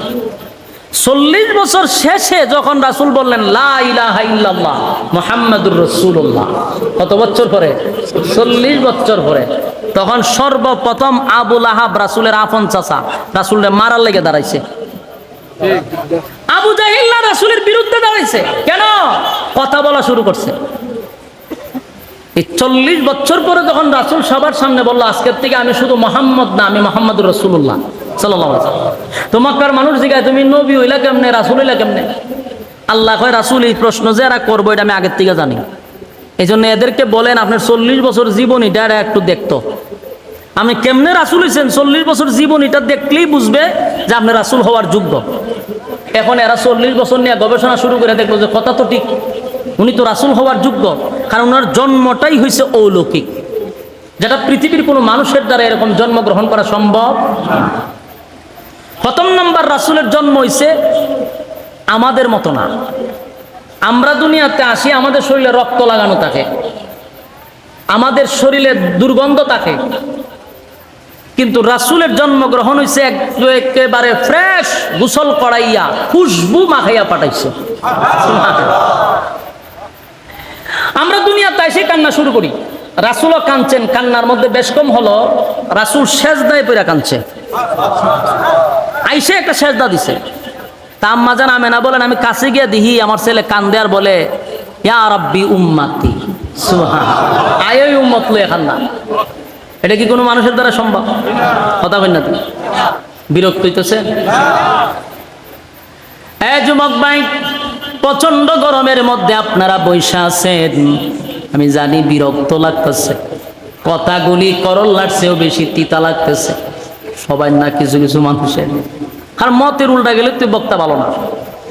কিন্তু আপনি বালিশের সঙ্গে মাথা লাগাইয়া যদি একটু চিন্তা করেন, আসলে কি আমরা নবী বিরোধী না নবীর প্রেমে পাগল? কারণ আল্লাহর নবীর জন্মটা ছিল অলৌকিক, অলৌকিক, যেটা পৃথিবীর কোনো মানুষ এইভাবে জন্ম গ্রহণ করতে পারবে না। আল্লাহর নবী যেদিন দুনিয়ায় আসছে, আম্মা জান আমেনা বলেন, আমি তাকায়া দেখি আমার ছেলের শরীরে কোনো ময়লা নাই, যেন কেউ গোসল করায়া পাঠাইছে। গোটা ঘরটা সুগ্রানে মুখরিত হয়ে গেছে। আমার ছেলে আসার সাথে সাথে আল্লাহর কুদরতি পায়ে সেজদায় পড়ে গেছে। সেজদায় পড়িয়া বলে, রব্বি উম্মতি, ইয়া রব্বি উম্মতি। উম্মতের জন্য নবী সেজদায় পড়ে কানলেন। নবীর দুনিয়াতে আসার কথা শুই না আবু তালেব পাগল পাগল হয়ে গেছে। বারবার বলে, আমার বাতিজার একটা নজর আমি দেখতে চাই। আবু তালেবের কাছে যখন রাসূলকে পাঠানো হলো, আল্লাহর রাসূলকে যখন পাঠানো হলো, আবু তালেব রাসূলের চেহারা মোবারকের দিকে এক দৃষ্টিতে তাকায় আছে। আবু তালেব বলেন, আমার জীবনে কত সন্তান দেখলাম, কত মানুষ দেখলাম, এত সুন্দর আমার জিন্দেগিতে দেখি না। আবু তালেব হঠাৎ করে তাকায়া দেখে আকাশের চাঁদ, আকাশের চন্দ্র লড়াচড়া করতেছে। এরকম দৃশ্য যদি আমি আর আপনি দেখি, বলুন তো আমাদের ভয় লাগার কথা নেই? ভয় লাগবো নি? হঠাৎ করে যদি দেখেন চন্দ্রটা লড়াচড়া করে, আপনি তো ভয় পাইবেন যে এটা নিয়ে ঘুরে জায়গা। আবু তালেব তাকায়া দেখে চন্দ্র একবার ডাইনে যায়, একবার বামে যায়। ঘটনা কি রে? যদি চন্দ্র পড়ে যায় তাহলে তো সব ধ্বংস হয়ে যাব। আবার দেখা যায় চন্দ্র জাগাত নাই, আস্তে আস্তে শুধু আগাইতে আছে। জুরে কোন সুবহানাল্লাহ। চন্দ্র একেবারে রাসূলের কাছাকাছি চলে আসছে। আয়েশা ডাইনে যায়, বামে যায়। আবু তালেব বলেন, আমি তাকায়া দেখি চন্দ্র ডাইনে বামে লড়ে না। আমার বাতিজার ডাইনে চেহারা লড়ায় তো চন্দ্র ডাইনে যায়, আমার বাতিজা বামে চেহারা ফিরায় তো চন্দ্র বামে যায়। চিৎকার দিয়া কোন সুবহান। এইটা আমার নবীর শান, আমার নবীর শান, আমার নবীর শান। পৃথিবীর কোনো মানুষের জন্মের সময় চন্দ্র এত কাছে আসে নাই। আমার নবীর জন্মের সময় চন্দ্র কাছে আসছে রে। নবীর জন্মটা অলৌকিক। এইভাবে একটা দুইটা ঘটনা নয়, আশিকে রাসূল যারা আছেন দিলের কান লাগায় শুনেন। আপনারা প্রায় সময় আমাদেরকে বলেন আমরা নবীর শান বলি না। নবীর শান কত প্রকার ও কি কি দিলের কান লাগায় শুনেন, তবে আমরা গান গায়া শান গাইতে পারি না। কতক্ষণ পরে পরে যে গান টান মারো, এটা হবে না। নবীর মিলাদ নিয়ে আলোচনা করলে আল্লাহ নফল ইবাদত বন্দেগীর সওয়াব দেয়। আপনারা যে বৈশা বৈশা শুনতেছেন, আপনাদের আমল নামায় আমার আল্লাহ কিন্তু নফল ইবাদত বন্দেগীর সওয়াব দিতেছে। নবীর প্রস্রাব পায়খানা নিয়েও যদি কেউ আলোচনা করে, আল্লাহ তার আমল নামায় নফল ইবাদত বন্দেগীর সওয়াব দেয়। কিন্তু গান গাইলে পরে কয়টা নফল ইবাদত বন্দেগীর সওয়াব দিব? তাহলে যারা কয় আমি গান গাই না রে, শান গাই, যদি জিগাই তুই গান গাছ কে রেখো, গান গাই না রে শান গাই। তুই শান গাইবার কথা তোরা কেউ কইছে না। গান গাইরা শান গাই, যত গান আছে এটিরে নকল কইরা কইরা হ্যাঁ নবীর শানে লাগাই দেয়। কেন? আমার নবীর আলোচনা করলে সারা রাত শেষ হবে, আলোচনা শেষ হবে না। তুই আলোচনা কইরা কইরা মানুষের শোনা। গান গাওয়ার দরকার নাই। গান গাওয়ার জন্য মমতা ছিল, তোরে তো গান গাওয়ার জন্য আনা হয় নাই। তুই যদি গান গাইতে চাস তাহলে মাথার থেকে ফাগরি কুল, দাড়ি রাখা বাদ দে, পাঞ্জাবি ভরা বাদ দে, এরপরে গান গা। টুপি দাড়ি লাগাইয়া তুই গান গাইবি, আবার তোরে জিজ্ঞাসা করলে বলবি আমি গান গাই না শান গাই, জুতা দা ফিডাইয়া কোমরের সারা ভেঙে গেল। পবিত্র মঞ্চগুলি তারা একেবারে নোংরা করে ফেলাইছে। যত গান আছে বাউলের এটি নহল করে। আমি মনে করছেন আমি এমনি কইতেছি, আমি মিলাইছি। যদি ফাঁকো দিহিটি বাউল ঢিগায়, এটির থেকে না এটি নহল করে। আবার অনেক বাউল মহিলারা কয় ওই বক্তার খুব প্রশংসা করে যে আমরা খুব ফেভারিট বক্তা। যুবক ভাইরা আমার, নবীর শান আর মান, নবীর শান সম্পর্কে আলোচনা করলে আল্লাহ নফল ইবাদত বন্দেগীর সওয়াব দেয়। আমার নবী দুনিয়াতে আসছে, যেদিন আসছে সেদিনই চন্দ্র কাছে আসছে, এটা আমার নবীর শান। আল্লাহর পয়গম্বর 40টা বছর জীবন যাপন করছে মক্কায়। একটা মানুষও নবীর শত্রু নাই, সবাই নবীরে মহব্বত করে। নবীরে মানুষ ভালোবাসে। নবীর চেহারা দেখা যদি কেউ ব্যবসায় যায়, ব্যবসায় বরকত হয়। কিন্তু যেদিন 40 বছর নবীর পূর্ণ হয়ে গেল, আল্লাহর নবী দাঁড়ায় বললেন, এই আমার মক্কার মানুষেরা শুনো, আজকের পর থেকে আমি শুধু মুহাম্মদ না, আমি হলাম মুহাম্মাদুর রাসূলুল্লাহ সাল্লাল্লাহু আলাইহি ওয়াসাল্লাম। এতদিন তোমরা আমার আব্দুল্লাহর পুত্র মুহাম্মদ বলছো, আজকের থেকে বলতে হবে মুহাম্মাদুর রাসূলুল্লাহ সাল্লাল্লাহু আলাইহি ওয়াসাল্লাম। মক্কার মানুষ কয়, সারা জীবন আব্দুল্লাহর পুত্র মুহাম্মদ বললাম, আজকে তুমি রাসূলুল্লাহ হয়ে গেলা, এটা কেমনে মান্না নেই? বলে 40 বছরের জীবন ইতিহাস আমার দেখ, আমি নবী হওয়ার যোগ্য কিনা, রাসূল হওয়ার যোগ্য কিনা। আবু জাহিল আবু লাহাব নবীর ইতিহাস নিয়ে যখন গাড়া শুরু করলো, নিজেরাই বুঝতে পারছে উনি নবী রাসূল হওয়ার যোগ্য। কিন্তু প্রশ্ন হলো, মানলো না কেন? মানে না কেন? কারণ মানলে ব্যবসায় লাল বাতি জ্বলবে। বুঝেন নাই কথা? আবু জাহিল জানতো নবী সত্য, নবীর কোরআন সত্য, রাসূল সত্য, মানতো না। কারণ মানলে বোতল খাওয়া যাবে না, মানলে পরে নারী নিয়ে নাচানাচি করা যাবে না, মানলে পরে সুদ খাওয়া যাবে না, ঘুষ খাওয়া যাবে না। সব কিছু বুঝা শুই না আবু জাহেল জানতো নবী রাসূল হিসাবে যোগ্য, কিন্তু মানতো না ব্যবসায় লাল বাতি জ্বলবে।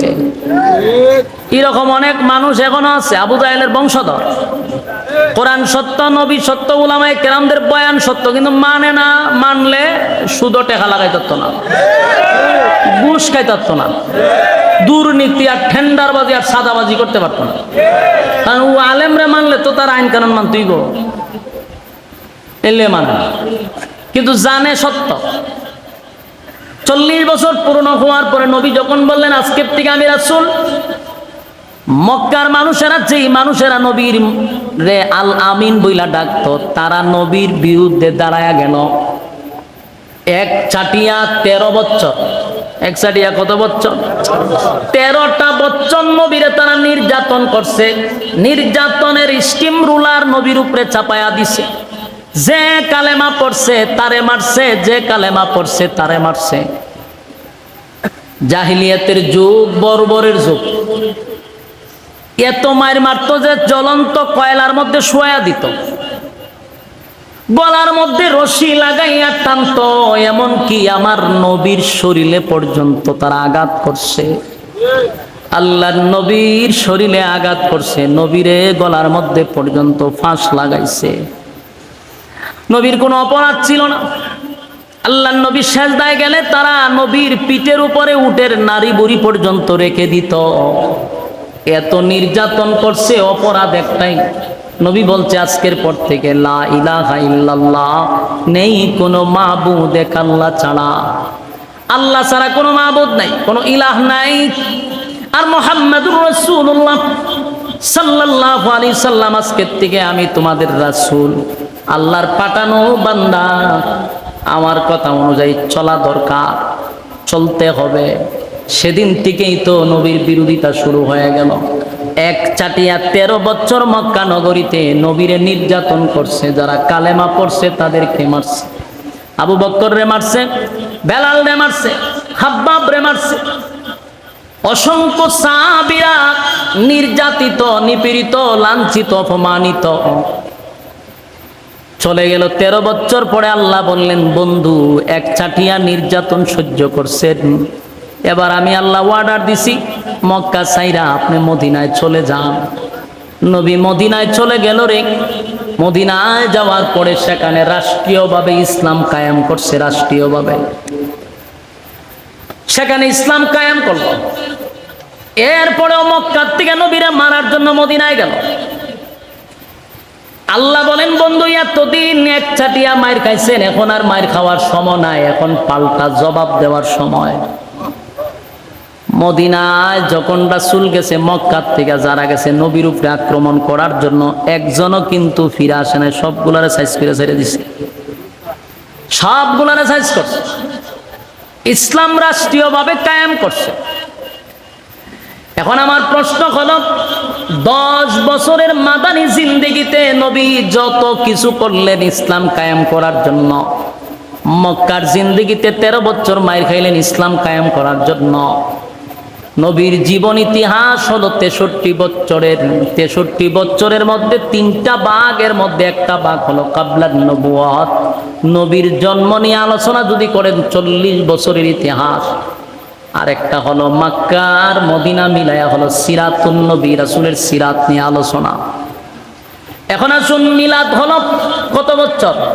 40 বছরের জীবন ইতিহাস যদি আপনি ঘাটেন, সব কিছুই হলো আলোচনা। বলুন, রাসূলের মিলাদ শব্দের অর্থ কি?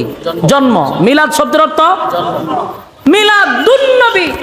এই দুন নবীর মধ্যে এটা হইল একটা শব্দের মধ্যে সন্ধি হইছে, মিলাদ আর মাঝখানে হইল মিলাদ নবী, কিন্তু মিলাদুন নবী এখানে হয়ে গেছে একটা সন্ধি।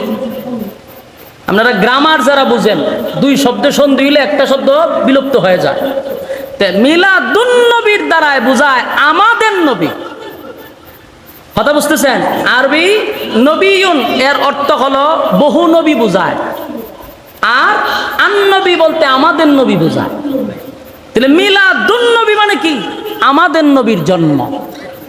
তো নবীর জন্ম যে 40 বছরের আগ পর্যন্ত যদি আপনি গাটাগাটি করেন, কোনোটাই কি পালন করা সম্ভব না? হ্যাঁ, সচেতন পাবলিক একটু জবাব দিয়েন, বুঝা ঠান্ডা মাথায় জবাব দিবেন। বলুন, পালন করা সম্ভব না। কেন সম্ভব না? কারণ যা বইটা গেছে এটা কোনো মানুষের দ্বারাই করা সম্ভব না। তাহলে না পালনটা করবেন কেমনে? মিলাদুন নবী পালন করা পৃথিবীর কোনো মানুষের দ্বারা সম্ভব না। এটা আলোচনা করতে পারবেন। রাসূলের জন্ম কি করতে পারবেন? আলোচনা করা যাবে। একটা হইলো আলোচ্য আর একটা হইলো পালনীয়। নবীর মিলাদ এটা আলোচ্য বিষয়, এটা পালনীয় নয়। পালন করবেন কেমনে? নবীর মতো জন্মগ্রহণ করতে পারবেন? নবীর যতগুলো অলৌকিক ঘটনা ঘটছে আপনি করতে পারবেন? তাহলে পারতেন না, এটা পালন করবেন কেমনে? মানুষ বুঝে কম, লাফায় বেশি। এই 40 বছরে যা ঘটছে নবীর জন্য, এগুলো সব নবুয়তের দলিল হিসাবে ছিল। অলৌকিক ঘটনা যেটা মানুষের দ্বারা পালন করা সম্ভব না, কিন্তু আলোচনা করতে পারবেন। আর আলোচনাটা করার কারণে আল্লাহ বলেন, আমি তোমার আমল নামায় নফল ইবাদত দিয়া দিব। তাহলে নবীর মিলাদ নিয়ে আলোচনা করলে নফল ইবাদত বন্দেগীর সব, কিন্তু পালন করতে পারবেন না। কেন পারবেন না? সব ঘটছে অলৌকিক ঘটনা। তাহলে মিলাদ এটা পালনীয় নয়, এটা আলোচ্য। আর সিরাত এটা শুধু আলোচ্য নয়, এটা পালনীয়। কারণ কোরআন নাজিল হওয়ার পর থেকে যত আইন কানুন শুরু হয়েছে, এটা কি আলোচনা করলে শেষ? নামাজের আয়াত নাজিল হয়েছে, খালি আলোচনা করলেই না, পালন করতেই। হ্যাঁ, নামাজ পালনীয়, রোজা পালনীয়, হজ পালনীয়, পর্দা পালনীয়, যত হুকুম আহকাম সব পালনীয়, আলোচ্য নয়, পালনীয়। আলোচনা করতে হবে, পালনীয়। আর মিলাদ শুধু আলোচনা করতে পারবেন, পালন করে দেখাইবার ক্ষমতা পৃথিবীর কারণে। আমার কথা বুঝছেন নাকি না আল্লাহ জানে। না বুঝলে বালিশের সঙ্গে মাথা লাগা আবার চিন্তা করবেন যে রাসূলের জন্ম হয়েছে অলৌকিক ভাবে, এটা তো আমি পারবো না, তাহলে এটা পালন করলাম কেমনে? এটা আলোচনা করতে পারবো। নামাজ আমার পড়তে হবে, এই জন্য এটা পালনীয়। রোজা রাখতে হবে, এই জন্য এটা পালনীয়। পর্দা করতে হবে, এই জন্য এটা পালনীয়। কথা কি বুঝতেছেন? এই পালনীয় আর আলোচ্য দুই বিষয়। তো রাসূল সাল্লাল্লাহু আলাইহি সাল্লামের এই 63 বছরের জিন্দেগির প্রথম যে অধ্যায়টা পুরাটাই হলো মিলাদ, মানে জন্ম নিয়ে আলোচনা, কি কি ঘটছে। আর বাকি 23 বছরটা আপনি পালন করতে হবে। যুবক ভাইরা আমার, কথাগুলো একটু বোঝার চেষ্টা করেন। প্রচন্ড গরমের মধ্যে আরামের ঘুম হারাম করে এখানে বসছেন, কিছু যদি বাড়িতে নিয়েই না যেতে পারেন তাহলে আশাটা ব্যর্থ। যেন মনোযোগ দিয়া শোনা দরকার। 40 বছরের জীবন ইতিহাস শুধু আলোচনা করা যায়, পালন করা যায় না। কারণ এই সময়ে কোরআন আসে নাই, কোরআন আসছে 40 বছর পরে। তাই কোরআন আসার পরে আমাদের পালনীয় শুরু হয়েছে। কথা বলতে যুবক ভাই, মদিনায় যখন রাসূল চলে গেল, ইসলাম কায়েম হলো, শেষে আল্লাহর পয়গম্বর শেষের 10 বছরের নবীজি তার সাহাবীদেরকে লইয়া বিদায় ভাষণে নবী আমাদের সামনে যা বললেন, সোয়া লক্ষ সাহাবীদেরকে বললেন যে আজকের থেকে ইসলাম পরিপূর্ণ, ইসলাম কমপ্লিট হয়ে গেছে। ইসলাম যেহেতু কমপ্লিট, এখানে বাড়াইবারও কেউ নাই, কমাইবারও কেউ নাই। আপনি বাড়াইতে পারবেন না, কমাইতে পারবেন না। এই জন্য ইসলাম দেখবেন একদল খালি বাড়াইতে থাকে, একদল কমাইতে থাকে। কমানোরও অধিকার নাই, বাড়ানোরও অধিকার নাই, কারণ ইসলাম কমপ্লিট। সুবহানাল্লাহ। যুবক ভাইরা আমার, তাই ভুল ধারণা নিবেন না আমরা নবীরে ভালোবাসি, এতে কোনো সন্দেহ কথা হয় না। নবীর ভালোবাসাটা কেন বললাম? ওই যে আগের একটা আয়াত পড়ছি, সূরা নিসার 65 নম্বর আয়াত। আমি নিজেরে দাবি করি আমি মুসলমান, আমার নাম মুসলমান, আমি নিজেও মুসলমান, বাবা মুসলমান, দাদা মুসলমান, কিন্তু ইসলামের হুকুম আহকাম আমার মানতে ভালো লাগে না, নবীর তরিকা অনুযায়ী জীবন যাপন করতে ভালো লাগে না। তাহলে নামে যদিও মুসলমান হই, আল্লাহর আদালতে আমি মুমিন না। কারণ নবীর তরিকা যদি তোমার ভালো না লাগে, তাহলে তুমি মুমিন হতে পারো না। যেখানে আল্লাহর হুকুম সেখানে আমার নবীর তরিকা, ঠিক কিনা? আমরা কালেমা পড়ি লা ইলাহা ইল্লাল্লাহ, বলুন কালেমা কি শেষ? কালেমা কমপ্লিট হয়েছে? কথা হয় না। লা ইলাহা ইল্লাল্লাহ, এখানে কালেমা শেষ না, এরপর কি আছে? মুহাম্মাদুর রাসূলুল্লাহ, কালেমা কমপ্লিট হয়ে গেল। তাহলে কালেমাও আমার নবী ছাড়া কমপ্লিট হয় নাই। যেখানে আল্লাহর নাম সেখানে নবীর নাম। নামাজ পড়তে যান, আল্লাহ যেখানে নাম আছে সেখানে নবীর নামও আছে। সুবহানাল্লাহ। তাই সব জায়গায় নবীর নাম আছে। কোরআনে আয়াত নাজিল হয়েছে সালাত আদায় করা, কিন্তু কয় রাকাত পড়ব, কোন সময় পড়ব, কার তরিকা? কথা কয় না। নবীর তরিকা, নবীর তরিকা। আল্লাহ বলছেন নামাজ পড়ো, এতটুক বলছে। কত রাকাত পড়বা, কোন সময় পড়বা, এটা কিন্তু আল্লাহ বলে নাই। এই জন্য নবীর তরিকা অনুযায়ী নামাজ পড়লে এটা নামাজ হবে, নবীর তরিকা ছাড়া নামাজ পড়লে নামাজ হবে না, ঠিক কিনা? এ যুবক ভাই, পয়গম্বরের তরিকা যদি আপনার ভালো না লাগে গো, নবীর উম্মত দাবি করা সম্ভব না। কারণ নামাজ আল্লাহর পক্ষ থেকে নামাজ আসছে, রাসূলকে মেরাজে নিয়া বন্ধু সরাসরি বসাইয়া তারপরে নামাজ হাদিয়া দিছে। 5 ওয়াক্ত নামাজ, কিন্তু কোন সময় পড়ব, কত রাকাত পড়ব, নবীর মাধ্যমে আমরা জানছি। এখন যদি বলি আমি আসরের নামাজ 8 রাকাত, আমি যদি 12 রাকাত পড়ি, বেশি তো পড়লাম, সওয়াব হইব না? কেন হবে না? কারণ নবীর তরিকা নাই। নবীর তরিকা ছাড়া নামাজ পড়লে নামাজ হবে না, নবীর তরিকা ছাড়া ইবাদত করলে ইবাদত হবে না। তাই জশ্নে জুলুস বলেন আর ঈদে মিলাদুন নবী বলেন, যদি নবীর তরিকা অনুযায়ী হয়, আমি মানব, আপনি মানবেন, সমস্ত মুসলমান মানতে বাধ্য। আর যদি নবীর তরিকা না থাকে, তাহলে যেমনি ভাবে নবীর তরিকা ছাড়া নামাজ পড়া যাবে না, ঠিক তেমনি ভাবে নবীর তরিকা ছাড়া আনন্দ মিছিল করা যাবে না। আশিক রাসূল,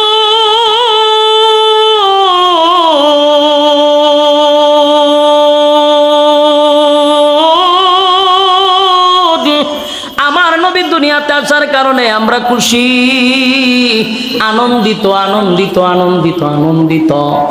আমরা কেন মাঠে নামি না?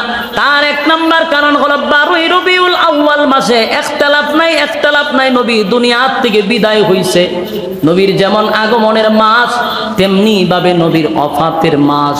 নবী এই দিনে বিদায় হয়ে গেছে রে, কেমনে রে? এই দিনে আমরা আনন্দ মিছিল করব। সাহাবীদের ইতিহাস পড়ে দেখলাম, নবী বিদায় হওয়ার কারণে গোটা মক্কা নগরীতে কান্নার রোল, মদিনায় কান্নার রোল পড়ে গেছে রে, কান্নার রোল পড়ে গেছে, কান্নার রোল পড়ে গেছে। যেদিন নবী বিদায় হয়ে যাবে, মসজিদে নববীর পাশেই নবীর হুজরা শরীফ ছিল। সাহাবায়ে কেরাম আসছে নামাজ পড়ার জন্য। সব সময় সাহাবীরা নবীর পিছনেই নামাজ পড়তো, নবী ইমাম, সাহাবীরা মুসল্লি। কিন্তু হঠাৎ করে একদিন দেখে ফজরের সময় নবী মসজিদে নাই। অপেক্ষা করতে করতে নামাজের টাইম চলে যাবে, কিন্তু আল্লাহর পয়গম্বর ইমামতির মুসল্লায় নবী আসে না। সাহাবায়ে কেরামরা কান্না শুরু করে দিছে, হায় রে নবী আসে না, আর কি নবীর পিছনে নামাজ পড়ব না। হঠাৎ করে তাকায়া দেখে খলিফাতুল মুসলিমিন হযরত আবু বকর সিদ্দিক রাদিয়াল্লাহু তাআলা আনহু ইমামতির মুসল্লায় দাঁড়ায় গেছে।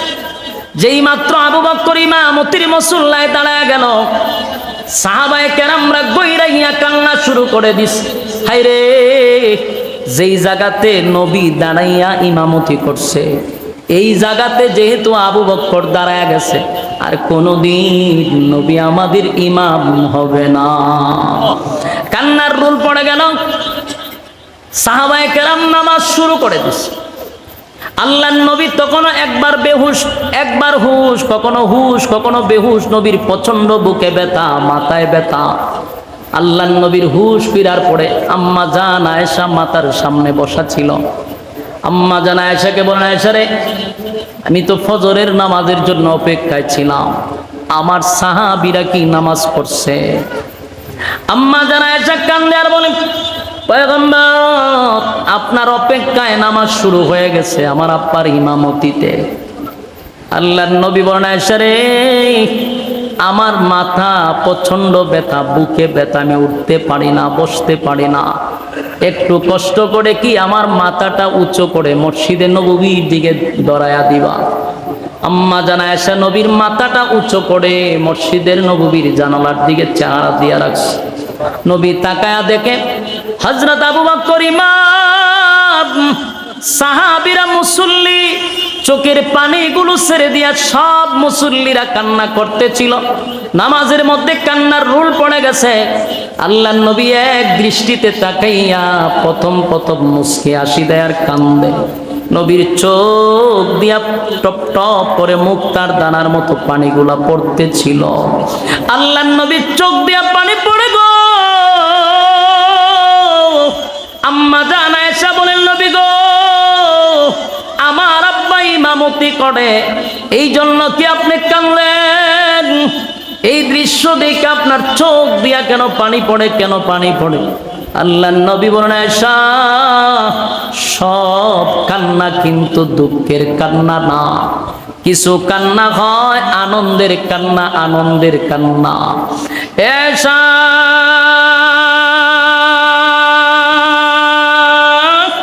সব কান্না দুঃখের কান্না নয় গো, এটা যে আমার আনন্দের কান্না, আনন্দের কান্না, আনন্দের কান্না। কারণ এই নামাজের জন্য মক্কাতে আমারে কত নির্যাতন করছে। এই নামাজ কায়েম করতে গিয়া আমি সেজদায় গেলে আমার পিঠের উপরে উটের নাড়ি বুড়ি পর্যন্ত রেখে দিত। এই নামাজ কায়েম করতে গিয়া পাথরের আঘাত আমি সহ্য করছি।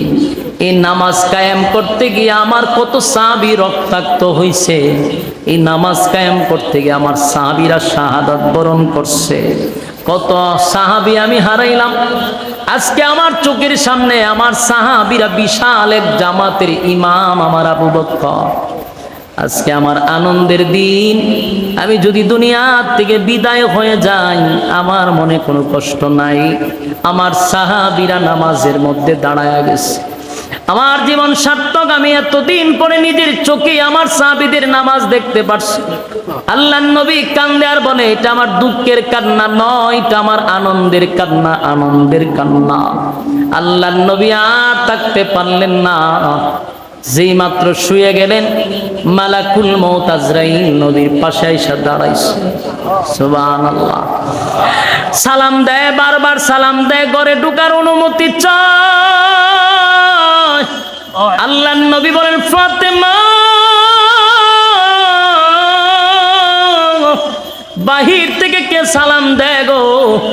দরজা খুলে দাও, দরজা খুলে দাও।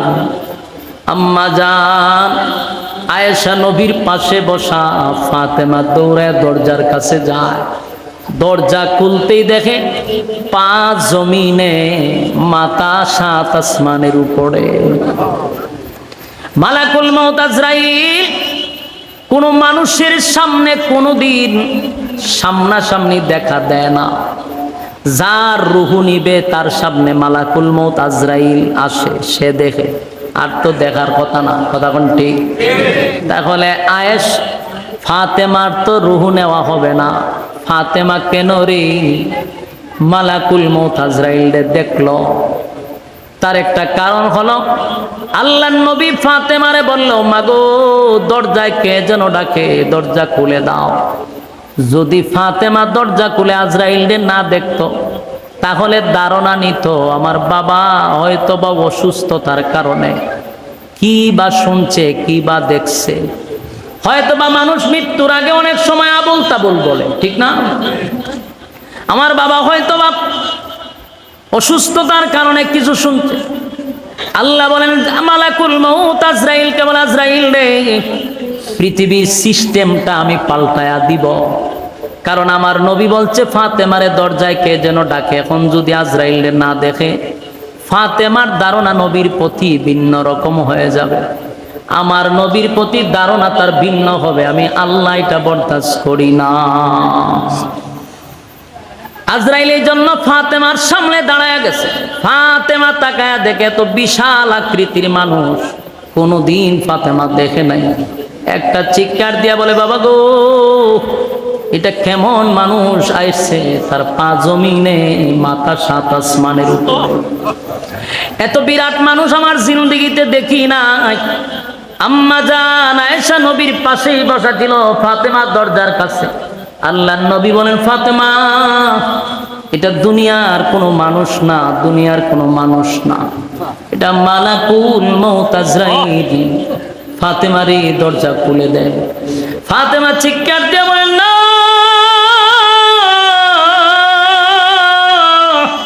আমি বুঝতে পারছি আমার বাবা অসুস্থ। এই মুহূর্তে মালাকুল মউত আজরাইল কেন আসছে আমার জানার বাকি নাই। আব্বা গো, আমি দরজা খুলে দিব না। আল্লাহর নবী বলেন, ফাতেমা আজরাইল এমন একজন ফেরেশতা, মাগো এই ফেরেশতা কারো কাছে আসতে গেলে অনুমতি লাগে না, কারো কাছে অনুমতি সে চায় না। তোর বাবারে আল্লাহ কত ইজ্জত আর সম্মান দিছে, তোর বাবার কাছে আসতে গিয়া আজরাইল অনুমতি চায় গো মা। তুই আসতে না দিলেও আজরাইল আমার কাছে চলে আসবে, তাই অনুমতি দিয়া দাও। ফাতেমা অনুমতি দিতেই মালাকুল মউত আজরাইল নবীর পাশে বসে গেছে। সুবহানাল্লাহ। আল্লাহর নবীকে সালাম দিয়া বলে, নবী গো, আমি মালাকুল মউত আজরাইল পৃথিবীর সৃষ্টির থেকে নিয়ে আজকে পর্যন্ত কারো কাছে অনুমতি আমি আজরাইলের চাইতে হয় নাই, কিন্তু আজকে ব্যতিক্রম। আমি আসার আগে আমার আল্লাহ বলছে, সাবধান, আমার বন্ধুর কাছে যাইবি তো অনুমতি ছাড়া যাবি না। বন্ধু যদি অনুমতি দেয়, বন্ধুর রূহ আনবি, অনুমতি না দিলে সাবধান, কথা বলবি না, রিটার্ন ফেরত চলে আসবি। সুবহানাল্লাহ। এটা আমার নবীর শান, আমার নবীর শান, আমার নবীর মর্যাদা। এই আশিকে রাসূল নবীর শান, নবীর শান। আজরাইল নবীর কাছে অনুমতি চায়, অনুমতি চায়। আল্লাহর নবী মালাকুল মউত আজরাইলের সঙ্গে কথা না বলে বারবার শুধু আসমানের দিকে তাকায় আর বলে, জিবরাইল কই রে, জিবরাইলকে কেন দেখি না? আল্লাহ বলেন, জিবরাইল আমার বন্ধু, তোমারে তালাশ করে দৌড়ায়া যা। জিবরাইল নবীর সামনে হাজির আর বলে, পয়গম্বর আমি আপনার সামনে আসছি। নবীজি তাকায়া দেখে জিবরাইলের চোখ দিয়া পানি পড়ে। আল্লাহর নবী বলেন, জিবরাইল রে, তোমার চোখে কেন পানি? তুমি কেন কান্দো? তুমি কেন কান্দো? কোন কারণে কান্দো? জিবরাইল বলে, নবী গো, আমি তো আপনার বডিগার্ড হিসাবে ছিলাম। দুনিয়াতে যত নবী রাসূল আসছে আর আপনার কাছে আমি যতবার আসছি, কোন নবীর কাছে আমি জীবনে একবার আসছি, কারো কাছে 3 বার আসছি, কারো কাছে 40 বার আসছি, কিন্তু আপনার কাছে আমি 24,000 বার আসছি। আজকে আমি কান্দি, আমি আর কোনোদিন ওহী নিয়ে আপনার কাছে আসব না। আমার ওহী আসা বন্ধ হয়ে গেছে। আর কোনোদিন কোরআন নিয়ে আপনার সামনে আসব না। সেই ব্যথায় ব্যতীত হইয়া আমি জিবরাইল কান্দি। আল্লাহর নবী বুঝতে পারছে আজরাইল কেন আসছে। নবী বলেন, জিবরাইল রে, মালাকুল মউত আজরাইল কেন আসছে? মালাকুল মউত আজরাইল কেন আসছে? জিবরাইল নবীরে ডাইরেক্ট না বলে আয়াতে কারিমা তেলাওয়াত করছে। ইন্নাকা মাইতুন ওয়া ইন্নাহুম মাইতুন, আয়াত তেলাওয়াত করলেন, কুল্লু নাফসিন যায়িকাতুল মাউত, প্রত্যেকটা মানুষ মৃত্যুর স্বাদ গ্রহণ করতে হবে। মানুষ যেমনি ভাবে মরণশীল, আপনিও মরণশীল, আপনিও মরতে হবে। নবীর চোখ দিয়া পানি পড়ে। জিবরাইল বলে, নবী গো, আপনি কান্দেন না, দুনিয়ার মায়ায় বুঝি আপনি কান্দেন। জিবরাইল বলে, আপনি দুনিয়ার মায়ায় কান্দেন না। আল্লাহর নবী বলেন, না জিবরাইল, দুনিয়ার মায়ায় আমি কান্দি না। জিবরাইল বলে, নবী গো, আপনার চোখ দিয়া পানি পড়ে, নিশ্চয় হাসাইন আর হুসাইনের জন্য কান্দেন। না, হাসাইনের হুসাইনের জন্য কান্দি না। ফাতেমার জন্য কান্দেন? না, ফাতেমার জন্য কান্দি না। তাহলে আপনি রফিকে আলার কাছে যাবেন, বন্ধুর কাছে বন্ধু যাইবেন, কান্দেন কেন? আল্লাহর নবী বলেন, জিবরাইল, আমার কান্নার কারণ হলো আমার মালিক আমারে ওয়াদা দিছিল, যতদিন আমি জমিনে থাকবো আমার উম্মতকে আল্লাহ ধ্বংস করবে না। আমি যদি দুনিয়ার থেকে বিদায় হয়ে যায়, আমার উম্মতের সঙ্গে আমার আল্লাহ কি ব্যবহার করবে, সেই ব্যথায় ব্যতীত হয়ে আমি কান্দি। আল্লাহ বলেন, জিবরাইল রে, আমার বন্ধুরে কানে কানে জানায়া দাও, এতদিন বন্ধু উম্মতের জিম্মাদার ছিল, বন্ধু বিদায় হওয়ার পরে আজকের থেকে কিয়ামত পর্যন্ত আমি আমার বন্ধুর উম্মতের জিম্মাদার হয়ে গেলাম। আল্লাহ নবীর মুচকি হাসি দিয়া বলেন, মালাকুল মউত আজরাইলকে বলেন, আমার আর কোনো আফসোস নাই, আমার উম্মতের জিম্মাদার যেহেতু আল্লাহ, আমি আমার রফিকে আলার কাছে চলে যাব। মালাকুল মউত আজরাইল নবীর রূহ নিয়ে যায়, নবীর রূহ মুবারক নিয়ে যায়। যুবক ভাইরা আমার, লম্বা ঘটনা সংক্ষেপে বলি, পয়গম্বরের রূহটা যখন নিয়ে যায়, আল্লাহর নবীর শরীর ঘেমে গেছে, প্রতিটা লোম পশম দিয়া যখন রাসূলের গাম বাহির হইতে লাগলো, রাসূল চোখগুলি বড় বড় করে ফেলছে, আর বলে, মালাকুল মউত আজরাইলকে বলে, আজরাইল, আমার বুকের উপরে এত চাপ মারলি কেন? উহুদ পাহাড়টা আমার বুকের উপরে বসায়া দিলি কেন?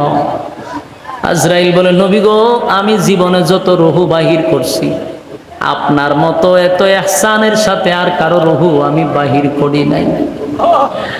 আল্লাহর নবী বলেন, আমি নবীর যদি এই অবস্থা হয়, আমার গুনাহগার উম্মতের রূহ কিভাবে বাহির হবে?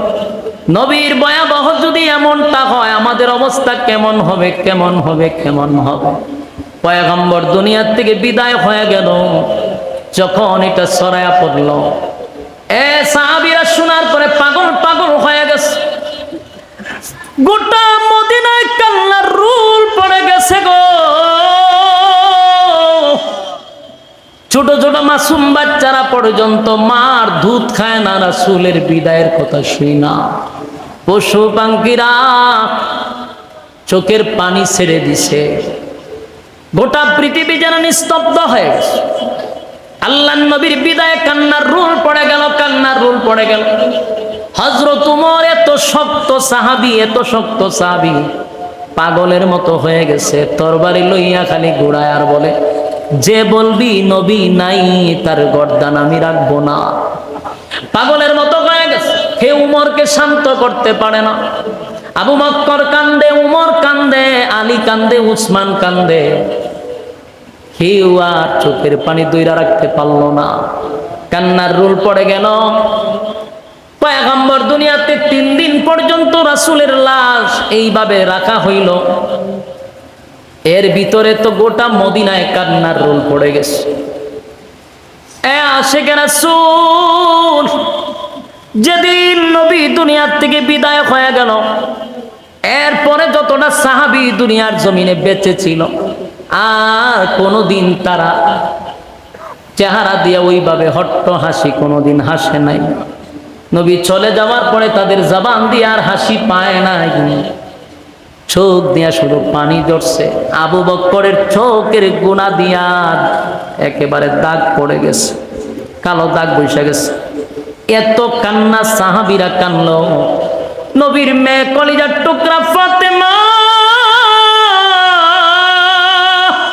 রাসূল দুনিয়ার থেকে বিদায় হওয়ার পরে অসুস্থ হয়ে গেছে, বিছনায় পড়ে গেছে। 6 মাস ফাতেমা দুনিয়ায় ছিল, একটা দিন ফাতেমা মুস্কি হাসি দেয় নাই। নবীর মেয়ে ফাতেমার চেয়েও কি তোমার ভালোবাসা বেশি? এই আশিকে রাসূল কথা কন। হযরত উমর, হযরত আবু বকর শাসন করলো 2টা বছর।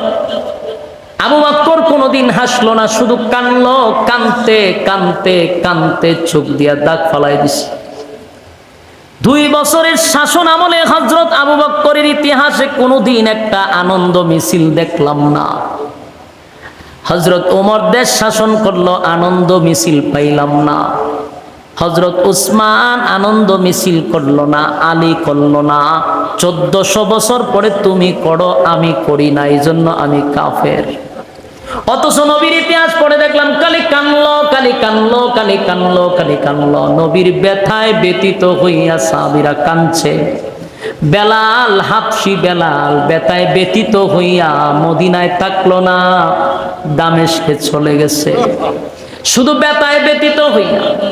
হায় রে, আমি যদি মদিনায় থাকি নবীর স্মৃতি আমার চোখে বাজবে, আমি বেলাল এটা বরদাস্ত করতে পারবো না। তাই দেশ ছাইরা দামেস্কে চলে গেছে। সাহাবীরা কান্না, গোটা মদিনায় কান্নার রোল পড়ে গেল। কোন আনন্দ মিছিল এই পর্যন্ত পাইলাম না। 1400 বছর পরে আনন্দ মিছিল করতে গিয়ে মারামারি হয়, পুলিশ প্রশাসন দিয়ে টেকেল দিতে হয়। বাস্তব না বাস্তব? এগুলা কি আমার নবী শিখায়া গেছে? কষ্ট লাগে, কিন্তু অনেকের মনে আঘাত লাগতে পারে। কষ্ট এই জন্য লাগে, নবী বিদায় হওয়ার পরে সাহাবীরা কানলো আর আমরা উম্মত হইয়া আনন্দ মিছিল করি। আর আনন্দ মিছিল কি? পাকিস্তান থেকে একজন ডাইনা ফুলের মালা দিয়া গাড়ির উপরে বসাইয়া তারপরে মানুষ তারা লইয়া ঠেলে। নবীর আনন্দে মিছিল করবি, আরেকজন ডাইনা তুই তারে গাড়ি দুটাই ছুটকে সম্মান কারে দিবি? গাড়ি তুড়াইলে কেরে উড়াইতে ঠেলতা, যত বুঝাও তো সম্মান তারে দেওয়া হইতেছে। ফুলের মালা দিতে দিতে পুরা গাড়ি শেষ, গাড়ি আর দেখা যায় ভুলই দেখা যায়। কারণটা কি? নবীর মহব্বতে তুমি আরেকজন ডাইনা ফুল দেয়া সাজানিটা আমি কোনো আগা মাথা বুঝলাম না। ঘটনা কি? শোনো যুবক ভাইরা আমার, আবেগ দিয়া সব চলে না, বিবেক লাগায়া কাজ করা দরকার, কোরআন হাদিস দিয়া করা দরকার। নবীর বেতায় ব্যতীত হইয়া সব কানলো, সব কানলো, আসমান কানলো, জমিন কানলো, মাখলুকাত কানলো, সাহাবীরা কানলো। কান্নার রোল পড়ে গেল। গোটা মদিনা ছোট ছোট মাসুম বাচ্চারা কান্দে আর বলে নবী নাই, নবী নাই, নবী নাই, নবী নাই, নবী নাই, নবী নাই, নবী নাই, কান্দে রে, নবী নাই, নবী নাই বইলা কান্দে। সাহাবায়ে কেরাম পাগল পাগল হয়ে গেছে। হযরত আবু বকর এমন কান্না কাঁদত, কারণ সবচেয়ে কলিজার টুকরা প্রিয় বন্ধু ছিল আবু বকর। নবী আবু বকর ছাড়া চলতো না। সেই আবু বকর কাঁদতে কাঁদতে চোখ দিয়া কালো দাগ পড়ে গেছে। নবীর কথা স্মরণ হইলে হাউমাউ করে কান্না শুরু করতেন হযরত আবু বকর। উমরের মতো এত সাহসী, এত সত্য একজন সাহাবী, নবীর নাম বললে হযরত উমর হাউমাউ করে কান্না শুরু করে দিতেন। তাই আশিকে রাসূলদেরকে বলবো, এই রবিউল আউয়াল মাস নবীর বিদায়ের মাস, এই মাসে নবীর জন্য কান্না দরকার।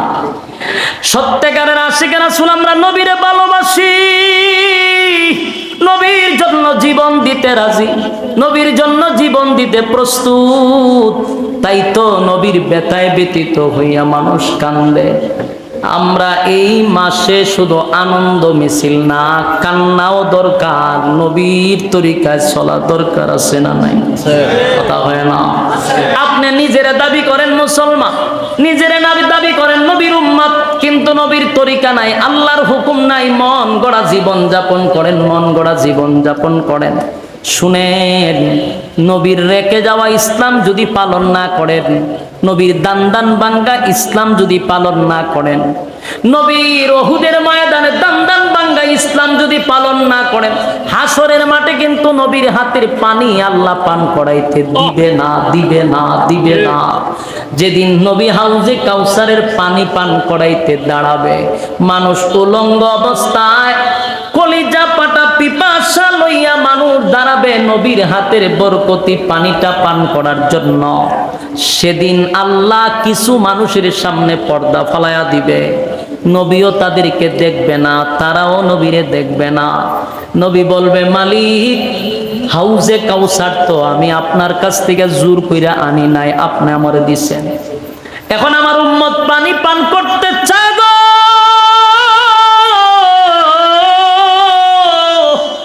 আপনি মাঝখানে কেন পর্দা ফালাইলেন?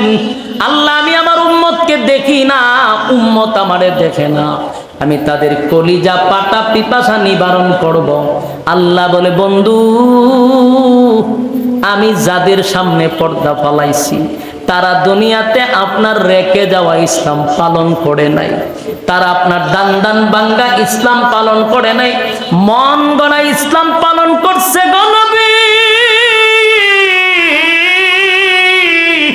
তাই তো আপনি নবীর হাতের পানি পান করাইতে আমি আল্লাহ দিব না, দিব না, দিব না।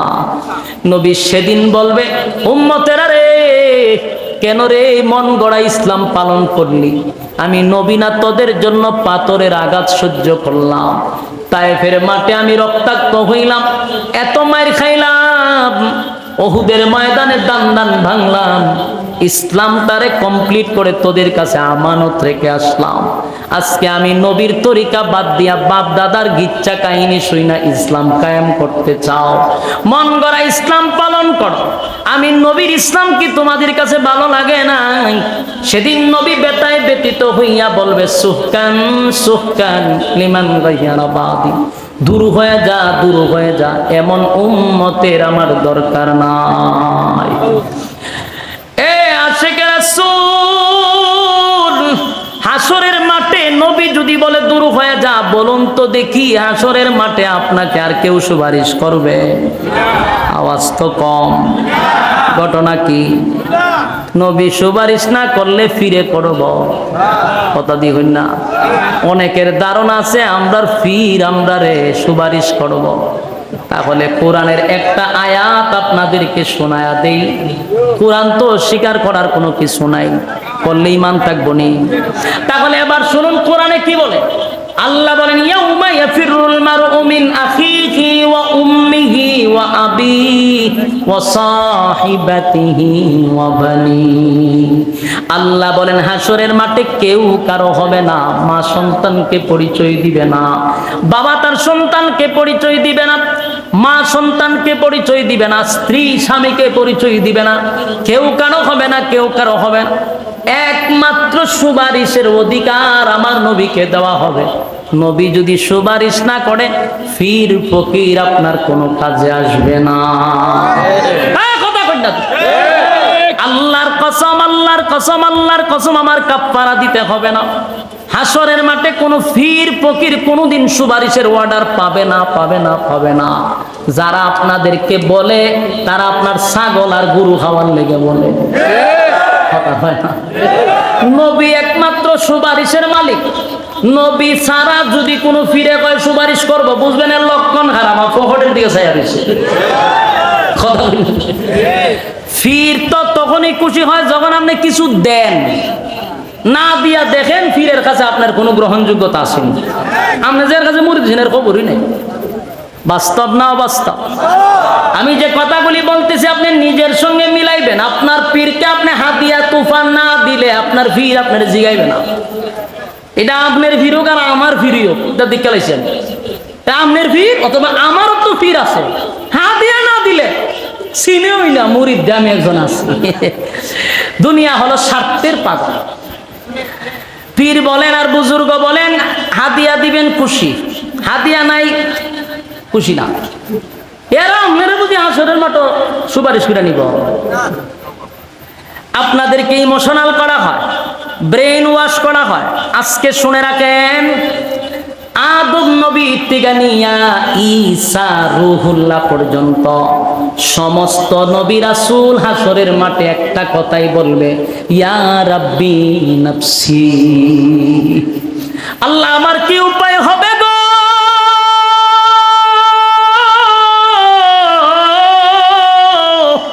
আমার কি উপায় হবে, আমার কি উপায় হবে। আদম নবীর কাছে মানুষ গিয়া বলবে, আব্বা আপনি বলেন না আল্লাহরে বিচার করতো। আদম নবী হয় আমার কাছে আইস না, আমি বিপদে আছি। আমার আল্লাহ বলছিল এই গাছের ফল না খাওয়ার জন্য খাইয়া ফলাইছি। যদি আল্লাহ জিগায় কেড়ে খাইছিলাম কি জবাব দিব, সেই চিন্তায় চিন্তিত। আদম নবীর থেকে ঈসা রূহুল্লাহ পর্যন্ত সব নবীর আল্লাহর সামনে কথা বলার সাহস পায় না। সেদিন বুঝি আপনার ফিরে ভাইব। কত হাস্যকর একটা কথা। নিজের বিবেকের মধ্যে কি দুর্ভিক্ষ ধরা পড়ছে?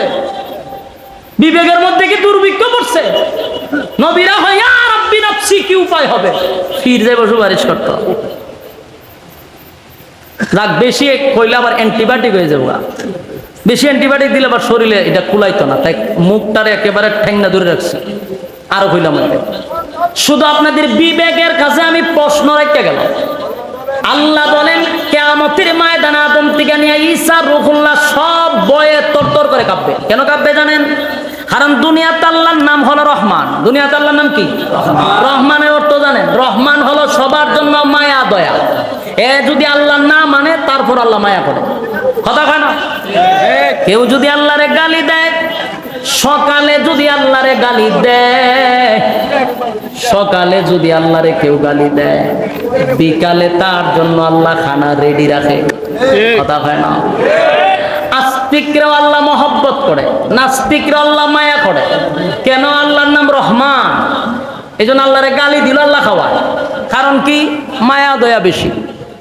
কিন্তু পরকালে আল্লাহ রূপ ধারণ করবে কাহার, রূপ ধারণ করবে কাহার।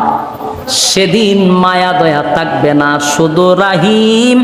রাহিম হলো শুধু মুমিনের জন্য মায়া দয়া। সেদিন আল্লাহ এত ভয়ঙ্কর হবে আর বলবে লিমানিল মুলকুল ইয়াউম লিল্লাহিল ওয়াহিদিল কাহ্হার। আজকে রাজত্বের মালিক আমি আল্লাহ। এই পৃথিবীর রাজা বাদশারা পারলে বেড়াগিরি দেখা। সেদিন আল্লাহ বলবে ফেরাউন্না আসত নিয়ে কয় আসি, নমরুদ্দা আসত নিয়ে আল্লাহ আসি। আল্লাহ কয় ওয়াংশাংশ যে আসত বলে আসি। আল্লাহ কয় গুজরাটের মুদ্দা তুই আসত নি বলে আসি। আল্লাহ কয় সৈরাচার হাসিনা তুই আসত বলে আসি। তোরা কি আসত বলে আসি? বেড়াগিরি তো কম দেখাইছত না। আইনাগর বানাইয়া বানাইয়া মানুষকে বন্দি কইরা রাখছস, মানুষকে ঘুম হত্যা করে, মানুষকে গণহারে মামলা করছ, গণহারে মানুষকে হত্যা করছ, বেড়াগিরি করছ। 16টা বছর মানুষকে কারণে ও কারণে নির্যাতন করছ। দুনিয়াতে বেড়াগিরি দেখাইছ, আজকে ভাল্লে বেড়াগিরি দেখা। হাসরের মাঠে কোনো সাহস আছে? সেদিন সব মানুষ তরতর করে কাঁপবে, কেউ কথা বলার সাহস পাবে না। সব মানুষ নবীদের কাছে গিয়া ফিরত আসবে। শেষে আমাদের নবীর কাছে গিয়া বলবে পয়গম্বর, আদম থেকে নিয়ে ঈসা রূহুল্লাহ পর্যন্ত ঘুরলাম, কেউ আমাদের জন্য কিছু করলো না। নবী গো তাকায়া দেখেন, মাথার মগজ গলে গলে পড়তেছে, জিহ্বাটা বাহির হয়ে গেছে গো নবী। আর বরদাস্ত করতে পারি না। আল্লাহর কাছে বলেন না বিচার তাড়াতাড়ি করত। আমার নবী দৃশ্যগুলা দেখা সাথে সাথে সেজদায় পড়ে বলবে মালিক, নবী হইয়া উম্মতের দৃশ্য থেকে বরদাস্ত করতে পারি না, আপনি রহমান হইয়া কেমনে বরদাস্ত করেন? আল্লাহ বিচার তাড়াতাড়ি করেন। নবী সেজদায় পড়ে বলবে ইয়া রাব্বি উম্মতি। সব নবীরা বলবে ইয়া রাব্বি নাফসি, আমার নবী বলবে ইয়া রাব্বি উম্মতি উম্মতি উম্মতি। আমার উম্মতির কি হবে, আমার উম্মতির কি হবে? আল্লাহ সেদিন বলবে বন্ধু এটা কান্নার জায়গা না, দুনিয়াতে কাঁদছেন, আজকে আপনি কাঁদবেন না। আজকে প্রতিদান আমি আজকে আপনাকে দিতেই থাকবো, দিতেই থাকবো, দিতেই থাকবো, দিতেই থাকবো। আপনার খুশি না হওয়া পর্যন্ত আমি দিতেই থাকবো। জোরে কোন একটা জবান বন্ধ রাখবেন। আল্লাহু আকবার। আরো জোরে কোন আল্লাহু আকবার। ইমানের আওয়াজ দিয়ে বলেন আল্লাহু আকবার। আমার নবীর কত মায়া,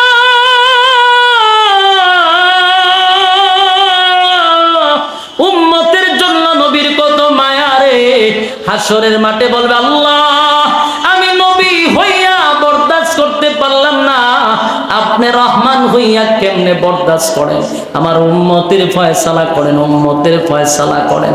আল্লাহ বলবে আমি আপনাকে সুপারিশের দায়িত্ব দিলাম, যারে খুশি তারে লইয়া জান্নাতে যান, আমি আল্লাহর কোনো বাধা নাই। জুড়ে কোন সুবহান।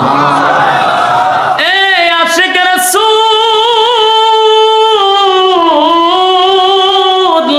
যেদিন নবীরা পর্যন্ত তরতর করে কাঁপবে, সেদিন কোন দাউস কুতুব আউলিয়া আউলিয়া সাহস পাবে না কথা বলা।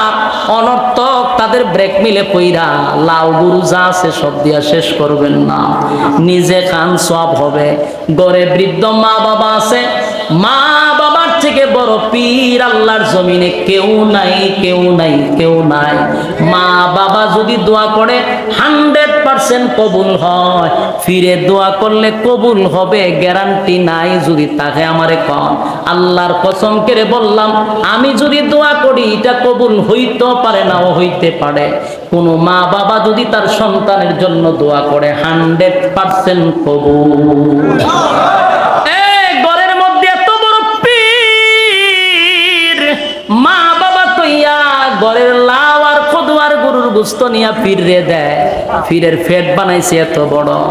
মা বাবা শুকাইতে শুকাইতে কঙ্কাল হয়ে গেছে, একটা বার বছরে গোস্ত 1 কেজি খাওয়ায় না। 1 কেজি গোস্ত মা বাপরে খাওয়ায় না, খাওয়ায় নি আর ফিররে। তুই যে ফিররে খাওয়াস, ফিররে কোনোদিন খুশি করতে পারবি না, কারণ তুই তোর ঘরে খাওয়ার 11 গরু খাইয়েছে না। আর তোর বাপ বৃদ্ধ মানুষ, যৌবন কালে তোরে খুশি করতে গিয়া তোর বাপের পুরা যৌবনটা শেষ করছে। তোর বাপের শরীরের গাম, মাথার গাম পায়ে ফেলে তোর পিছনে খরচ করছে, নিজে না খাইয়া তোরে খাওয়াইছে। নিজে ভালো একটা শার্ট পরে নাই, তোরে পড়াইছে। নিজে একটা ভালো পাঞ্জাবি পরে নাই, তোরে পড়াইছে। তোর ভবিষ্যতের জন্য তোর বাবা নিজের জমি বিক্রি করছে। সেই মা বাবারে বছরে 1 কেজি গোস্ত খাওয়ায় না। মা বাবারে 500টা টাকা পকেটে দিয়া বলেন আব্বা এটা খরচ করেন, আব্বা আপনি দোকানে গেলে চা খাইয়েন, একবারও বলে না। পীরের কাছে গেলে নতুন একটা 1000 টাকা নোট দিয়া দেন। আল্লাহর কসম মা বাবা যদি খুশি না হয়, পৃথিবীর যত বড় পীর দরজ কোনো লাভ হবে না। মক্কায় গিয়া যদি আল্লাহর দরবারে কান্দস কোনো কাজ হবে না। মা বাবা খুশি না থাকলে মক্কায় গিয়া দোয়া করলেও কাম হবে না। মক্কার ইমামও যদি আপনার জন্য দোয়া করে, দোয়া কবুল হবে না। আশিকের রাসূল, আমি জানি আমার কথাগুলি কারো কাছে ভালো নাও লাগতে পারে, কিন্তু বিবেকের কাছে প্রশ্ন রেখে গেলাম। মা বাবার থেকে বড় পীর আল্লাহর জমিনে কেউ নাই, যাদের দোয়া 100% কবুল। পীরের দোয়া কবুল কোনো গ্যারান্টি নাই, কোনো গ্যারান্টি নাই। বক্তার দোয়া কবুল কোনো গ্যারান্টি নাই। মা বাবার দোয়া কবুল এটা 100%। তাই আমরা পীর ভক্তি কমাইয়া মা বাবারে বেশি ভক্তি করা দরকার। মা বাপরে বেশি করে খাওয়া। মা বাপ যদি খুশি, আল্লাহ খুশি। সুবহানাল্লাহ। কিতাবে কোথাও আছে, কোন হাদিসে আছে, কোরআনে আছে যে পীর খুশি তো আল্লাহ খুশি? নাই। দেখাইতে পারবেন? দেখালে জিব্বা হাতটা ফলাইতে যাবো আপনারা উন্নতি। আমি কিন্তু আমি দেখাইতে পারবো মা বাপ খুশি না হলে আল্লাহ বেজার। তাহলে কোন ফিট তো কোন ফিট ধরছেন? ভণ্ডামি ছাড়িয়া ভালো মানুষ হন, ভালো মানুষ হইতে টাকা লাগান। মা বাপ যতদিন আছে এর চেয়ে বড় ফিট নাই। গিয়া ধরে ফিট দে, হে তো মৃত্যুই থাকবো। আর তোর মা বাপ যতদিন আছে তোর দোয়া করে খালি দিয়া যাইব। তোর ভবিষ্যৎ যদি করতে চাস, টাকাওয়ালা যদি হইতে চাস, মা বাপ রে কইরা যা। তুই করবি না, তোর ফুলা ভালো করতো। তুই যেমনটা করবি আর 200 গুণ তোর ছেলে তোর জন্য করবে। আমার কাছে বিচার দেয় ফুলায় মানে না। আমি তোর বাপের সাথে কি তা করছস? সত্যি ওইটা কর। তোর বাপের সাথে তুই করছ ত্রাপ ব্যবহার, তোর ফুলায় তোরে কিছু মা দিব না। সাবধান, এমন আচরণ যেন না হয়। আল্লাহ আমাদের বলনেওয়ালাকে এবং শুননেওয়ালাকে এই দুনো দলকে আল্লাহ বুঝার এবং মানার তৌফিক দান করুক সকলে বলে। বেজার হইছেন না আপনারা? বেজার হইছো? কথা বলেন না, বেজার হইছেন নি? বেজার হইলে আমার কিছু করার নাই। আমার দায়িত্ব হইল হক কথাটুকু বলা। এলা তিতা লাগুক আর মিঠা লাগুক, শ্রোতার প্রতি খেয়াল করে বক্তা ওয়াজ করলে এই বক্তা সুবিধাবাদী জিন্দাবাদ। এই জন্য আমার যতটুকু বলার বলছি, বাকি আমল করা আপনাদের দায়িত্ব। তবে আপনাদের বসা দেখে খুশি হইলাম। এতক্ষণ সময় প্রায় 1.5 ঘন্টার উপরে, এই প্রচন্ড গরম, এটা তো রিমান্ডের মতো বসে রয়েছে। রিমান্ডও নিলাম কষ্ট, কিন্তু মৌমাছির মতো আপনারা বসে রয়েছেন, একটা মানুষও কিন্তু উঠে নাই। এটা বহুত বড় একটা ধৈর্যের পরিচয় দিচ্ছেন। মোনাজাত ফিরা যাইবেন, নিয়ত করছেন। আল্লাহ আপনাদের কবুল করুক, আমিন। দুরূদ শরীফ পড়েন, আল্লাহুম্মা সাল্লি আলা। দুরূদ শরীফ পড়েন।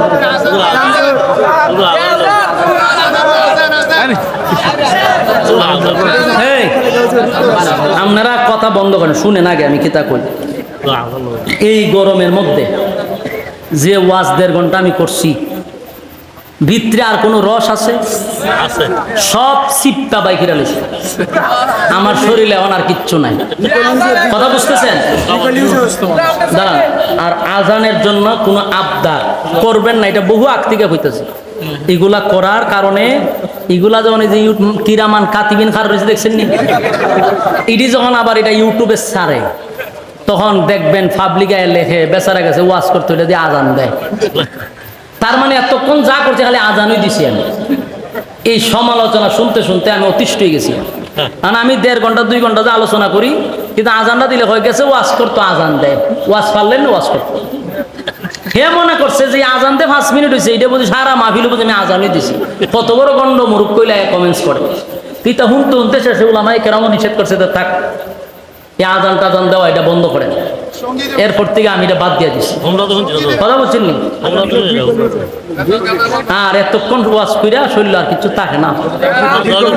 আমার স্বাস্থ্য দেখছেন নি কি মোড়া আমি? স্বাস্থ্য দেখছেন?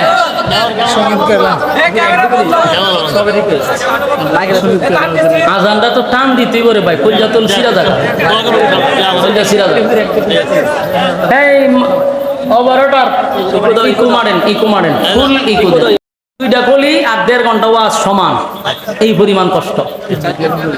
এই ফুল ইকো মারেন, ফুল ইকো। আরো দেন, আরো আরো। 2টা কলি শোনাচ্ছি মাঝখান থেকে। হাইয়া আলাস সালাহ।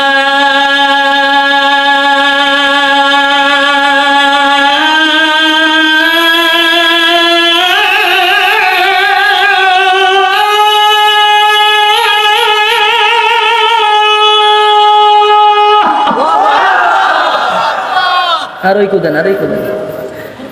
হাইয়া আলাল ফালাহ।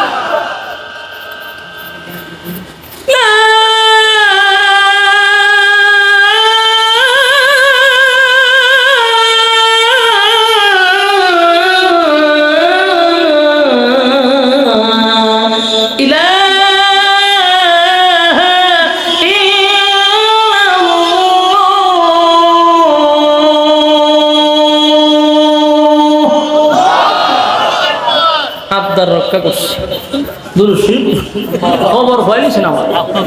তবে আপনার মাইক কাজটা ভালো নূর মাইক বাড়ি করানো আমি জীবনে কোনো মাইকের প্রশংসা করছি না। মাইক ওলার খালি বাস হয়ে দিলাম এটা আছে মাইকটা আমার মন মতো হয়েছে।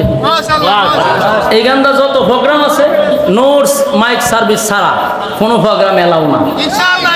এর সাথে দরবার করতে করতে আমি ওয়াজি করতে পারি পরে ইউটিউবে মানছে কয় ওই বক্তায় মাইক আর বক্তায় মারামারি শুরু গেছে থাম্বেল দিয়া দেখো মাইক ম্যান আর বক্তার মাইক আমার যে উঠুদি গালাগালি করে মাইক ভালো হইলে কেউ কোনোদিন এই যে একটা কথা কইছি নি খালি বদনাম আমার ভালো হইলে তো এর প্রশংসা করো আর মাইক খারাপ হইলে যে কি পরিমাণ কষ্ট এটা বক্তা না হইলে বুঝতেন না। আমরা রাত্রে যে ঘুমায় গলার ব্যথা করে তখন ডুব গিলতে পারি না এত কষ্ট হয় মাইক খারাপ হইলে। আর মাইক ভালো না হইলে মেজাজ তখন গরম খুশি হয়ে দিছে মাশাআল্লাহ আজান দিয়া 500 টাকা এরকম দিলে তো আচ্ছা ঠেলায় ঠুলায় গাওন যা আজান দিয়ে ভালোই করছে হ্যাঁ যাক এক ভাই আজান হইনা 500 টাকা দিছে ভাইয়ের দিল অনেক বড় আর আমিও খুশি যে আমার কষ্টটা কাজও লাগছে ঠিক আলহামদুলিল্লাহ আলহামদুলিল্লাহ আমরা দুরূদ শরীফ করি আল্লাহুম্মা সাল্লি আলা যুবকদের মধ্যে অনেক প্রায়গুলো প্রবাসী আছে অনেক প্রবাসী আছে যুবকরা এখানে মসজিদের উদ্যোগে মাহফিলটা করছে কিন্তু বেশিরভাগ এখানে কাজ করছে যুবকরা আর এখানকার যুবকরা অত্যন্ত আন্তরিক এবং এদের আচার ব্যবহারে আমি খুশি ও অনেক দূর থেকে গিয়ে লই আইছে এখন যাইবার সময় আমার লইয়া যেতে আইবার সময় লাল গোলাপ নীল গোলাপ দলা গোলাপ দেয় বক্তারে যাইবার সময় জিগায় ভাই রাস্তা কোটায় নাকি বামে যান এই জন্য মহা সমস্যা এই জন্য এরা কইছে হুজুর এটা হইতো না আমরা নিয়ে দিয়াম কারণ রাস্তাঘাটে তো মাঝে মধ্যে আমরা সাথে আবার সাক্ষাৎ করে এটা মারাত্মক সমস্যা এই জন্য রাত্রের বেলা এটা একটা ভয় তো আমার আপনারা একটু আগায় টাগায় দিয়ে ইনশাআল্লাহ অত্যন্ত খুশি হয়েছি আপনারা বসা দেখে এখন পর্যন্ত উঠছে না দুরূদ শরীফ পড়েন আল্লাহুম্মা সাল্লি আলা মুহাম্মাদ ওয়া আলা আলি মুহাম্মাদ কামা সাল্লাইতা আলা ইব্রাহিম ইন্নাকা হামিদুম মাজিদ। আমার মাদ্রাসাটার জন্য দোয়া করবেন। সোশ্যাল মিডিয়া যারা চালান এরা তো মনে কিছু দেখেন আমিও এক ধরনের সংখ্যা লঘু বলে চলে আমার এলাকায় এমন নির্যাতনা আমি আছি এরপরও জিহাদ করতে করতে একটা মাদ্রাসা আল্লাহ দাঁড় করাইছে 2টা বিল্ডিং করছি 100 হাত লম্বা 2টা বিল্ডিং তাও আরো আশ্চর্য 2টা বিল্ডিং যে করছি কোনো দান দক্ষিণ না সব মাহফিলের টাকা দিয়া জায়গা কিনলাম বিল্ডিং করলাম প্রায় 1.5 কোটি টাকা ইনভেস্ট করছি এখন বাকি রয়েছে শুধু একটা মসজিদ নাই 2টা মাদ্রাসা বিল্ডিং হয়েছে এখন নামাজ পড়ো নাই মাদ্রাসার ভিতরে তো আমরা ইনশাল্লাহ সিদ্ধান্ত নিছি মসজিদও করব জায়গাও চেষ্টা করতেছি নিবার মসজিদও করবো ইনশাল্লাহ আপনারা দোয়া করবেন আল্লাহ যেন মাদ্রাসা মসজিদ একটা কমপ্লেক্স কইরা তৈয়া যেন দুনিয়ার থেকে যাইতে পারে কারণ সারা জীবন ওয়াজ করলে কিছুদিন পরে দেখবেন বক্তার নাম আমাকে স্মরণ রাখে না কিন্তু যখন আপনি একটা প্রতিষ্ঠান করে যাবেন এই প্রতিষ্ঠানের মায়ায় মানুষ কিন্তু আজীবন নামটা মনে রাখবে। এই জন্য আমার টার্গেট হলো জীবনে যা করছি একটা উল্লেখযোগ্য দিনই প্রতিষ্ঠান যেন আল্লাহ আমার দ্বারা করায় সেই আশা আল্লাহর কাছে এবং আল্লাহর কাছে এতটুকু বলি যে আল্লাহ মাদ্রাসার সুফল না দেখায় আমার মৃত্যু দিও না। দোয়া করেন হায়াত যেন আল্লাহ বাড়ায় দেয় মাদ্রাসাটা কইরা যেন যাইতে পারে আল্লাহ কবুল করুক আমিন। দুরূদ শরীফ পড়েন আল্লাহুম্মা সাল্লি আলা মুহাম্মাদিন ওয়া আলা আলি মুহাম্মাদ কামা সাল্লাইতা আলা ইব্রাহিম ইন্নাকা হামিদুম মাজিদ। আল্লাহুম্মা ربنا ظلمنا أنفسنا وإن لم تغفر لنا وترحمنا لنكونن من الخاسرين। رب العالمين আল্লাহ আপনার কুদরতি নজর দিয়ে একটু দেখেন প্রচন্ড গরমের মধ্যে আপনার মহব্বতের বান্দাটা ঘরে আরামের বিছানা রেখে নরমাল বিছানায় প্রচন্ড গরমে বসে আছে দুনিয়ার কোনো লোভ লালসা এখানে তারা বসে নাই আপনি মালিকরে পাওয়ার জন্য বসে আছে আল্লাহ আপনার কুদরতি নজর দিয়া দেখেন সাদা সাদা দাড়িওয়ালা মুরব্বীরা বসে রয়েছে কত হাজী সাহেবরা বসা কত তরুণ যুবকরা বসা আল্লাহ ছোট ছোট মাসুম বাচ্চারা বসা পর্দার আড়ালে আমার মা বোনেরা বসা বিশেষ করে জাতির শ্রেষ্ঠ সন্তান হযরত উলামায়ে কেরামরা বসা আমি গুনাহগার নাগান্দা নাফরমান নালায়েক অযোগ্য মুসাফির হালতে আল্লাহ আপনার দরবারে হাত বাড়াইছি। মুসাফিরের দোয়া কবুল, আল্লাহ মুসাফির হিসাবে হাত বাড়াইছি। আমাদের জীবনের সগীরা কবিরা ইচ্ছা অনিচ্ছা দেখাইয়া না দেখাইয়া অঙ্গ প্রত্যঙ্গর দ্বারাই যত গুনাহ করছি সব গুনাহগুলি আপনি মাফ করে দেন আল্লাহ। জীবনের ছোট বড় গুনাহ মাফ করে দেন রব্বুল আলামিন। আমরা যারা হাত বাড়াইছি, বিশেষ করে আমাদের পক্ষ থেকে লাখো কোটি দুরুদ এবং সালাম সোনার মদিনায় নাম ধরে পৌঁছায়া দেন। আদম থেকে নিয়ে আজকে পর্যন্ত যত মুমিন মুমিনাত কবরে শায়িত প্রত্যেকের রয়ে সব পৌঁছায়া দেন। বিশেষ করে আমরা যারা হাত বাড়াইছি, অনেকের মা নাই, বাবা নাই, দাদা নাই, দাদি নাই, নানা নাই, নানি নাই, শ্বশুর নাই, শাশুড়ি নাই, মহব্বতের মানুষরা কবরে চলে গেছে। আল্লাহ জানি না কোন অবস্থায় কোন হালতে আছে। আজকের এই মজলিস থেকে, উলামায়ে কেরামদের মজলিস থেকে আপনার দরবারে দরখাস্ত, আব্বা আম্মারে মাফ করে দেন। রব্বির হামহুমা কামা রব্বায়ানি সগীরা। আল্লাহ আব্বা আম্মা যাদের কবরে গেছে, ছোটবেলা তারা আমাদেরকে যেইভাবে লালন পালন করছে, আপনি তাদেরকে কুদরতিভাবে লালন পালন করেন আল্লাহ। আমাদের আব্বা আম্মা যারা বেঁচে আছে, হায়াতে আমলে বরকত দেন রব্বুল আলামিন। আমরা যারা হাত বাড়াইছি, কত মানুষ অসুস্থ আছে, শিফা দান করেন। কত মানুষ অভাব অনটনে আছে, অভাব অনটন দূর করে দেন। কত মানুষ পেরেশানির মধ্যে আছে, পেরেশানি দূর করে দেন আল্লাহ। যে যে সমস্যার মধ্যে আছে, সমস্যাগুলি সমাধান করেন আল্লাহ। আমরা যারা হাত বাড়াইছি, তামাম জিন্দেগির গুনার বোঝা লইয়া হাত বাড়াইছি আল্লাহ। গভীর রাত প্রচন্ড গরমে এই মজলিসের মধ্যে আপনি যার হাতটা পছন্দ করেন তার হাতের উসিলে আমাদেরকে মাফ করে দেন। বাকি জিন্দেগি যতদিন বাঁচায় রাখবেন, ইহদিনাস সিরাতাল মুস্তাকিম, সঠিক সরল রাস্তার উপরে চলার তৌফিক দেন আল্লাহ। যেমনে চললে আপনি আমাদেরকে ভালোবাসবেন সেইভাবেই চলার তৌফিক দেন। চলার পথে শয়তানের ওয়াসওয়াসা থেকে হেফাজত করেন, মানুষ শয়তান থেকে হেফাজত করেন, জিন শয়তান থেকে হেফাজত করেন আল্লাহ। দরখাস্ত আজকের এই মাহফিলটা যারা করছে, টাকা দিয়া, পয়সা দিয়া, বুদ্ধি দিয়া, শ্রম দিয়া, রান্না বান্না কইরা খাওয়াইয়া, যে যেমনে পারছে, বিশেষ করে তরুণ কিছু যুবক ভাইয়েরা, বেশিরভাগ প্রবাসী আল্লাহ, এই সমস্ত ভাইয়েরা রাতকে দিন করে অক্লান্ত পরিশ্রম করে আজকের এই আয়োজন করছে আল্লাহ। আমার প্রত্যেকটা যুবক ভাইকে দিনদার বানায়া দেন আল্লাহ। দিনের জন্য আমার ভাইগুলারে কবুল করেন আল্লাহ। তারা যারা ব্যবসা করে বিদেশে থাকে, তাদের খামাই রোজগারে বরকত দেন, ব্যবসা বাণিজ্য বরকত দেন আল্লাহ। ঘরের মধ্যে শান্তি দেন। আমাদের বাচ্চা কাচ্চা যাদের আছে আল্লাহ, আমাদের বাচ্চা কাচ্চাগুলোরে দিনদার বানায়া দেন আল্লাহ। আমাদের ছেলে সন্তানগুলাকে নেককার বানায়া দেন আল্লাহ। আমাদের সন্তানগুলাকে নেককার বানায়া দেন আল্লাহ। আমাদের সন্তানগুলাকে হাফেজ আলেম হিসাবে কবুল করেন আল্লাহ। আপনার দরবারে দরখাস্ত, এই মাহফিলটা কিয়ামত পর্যন্ত কবুল করেন। এই মাহফিলের উসিলা এলাকাবাসীকে নাজাতের উসিলা করে দেন আল্লাহ। আমার ডাইনে বামে সামনে পিছনে যত গুরুস্থান আছে, প্রত্যেকটা মুর্দা গানের কবরে সব পৌঁছায়া দেন আল্লাহ। বিশেষ করে আজকের মাহফিলের প্রধান অতিথি, বিশেষ অতিথি, সভাপতি সহ যারা এই মাহফিলটার পিছনে যুবকদের সাথে খাটাখাটনি করছে, প্রত্যেকের ব্যবসা বাণিজ্য খামাই রোজগারে বরকত দেন। যতদিন বাঁচায় রাখবেন, ইজ্জতের জিন্দেগি দান করেন। বেজ্জতি জীবন থেকে আল্লাহ আমাদেরকে হেফাজত করেন রব্বুল আলামিন। শেষ দরখাস্ত, গুনার কারণে আপনি আমাদের উপরে গজব দিয়েন না, গুনার কারণে চোখের পাওয়ার কমায়েন না, গুনার কারণে কিডনি নষ্ট কইরেন না, গুনার কারণে প্যারালাইসিস দিয়েন না, গুনার কারণে ক্যান্সার দিয়েন না, গুনার কারণে পাগল ছাগল বানায়েন না, গুনার কারণে মানুষের সামনে লজ্জা দিয়েন না। ইজ্জতের জিন্দেগি দান করেন, বেজ্জতি জীবন থেকে ফানা দেন আল্লাহ। তাম পৃথিবীর সমস্ত মুসলমানদেরকে হেফাজত করেন।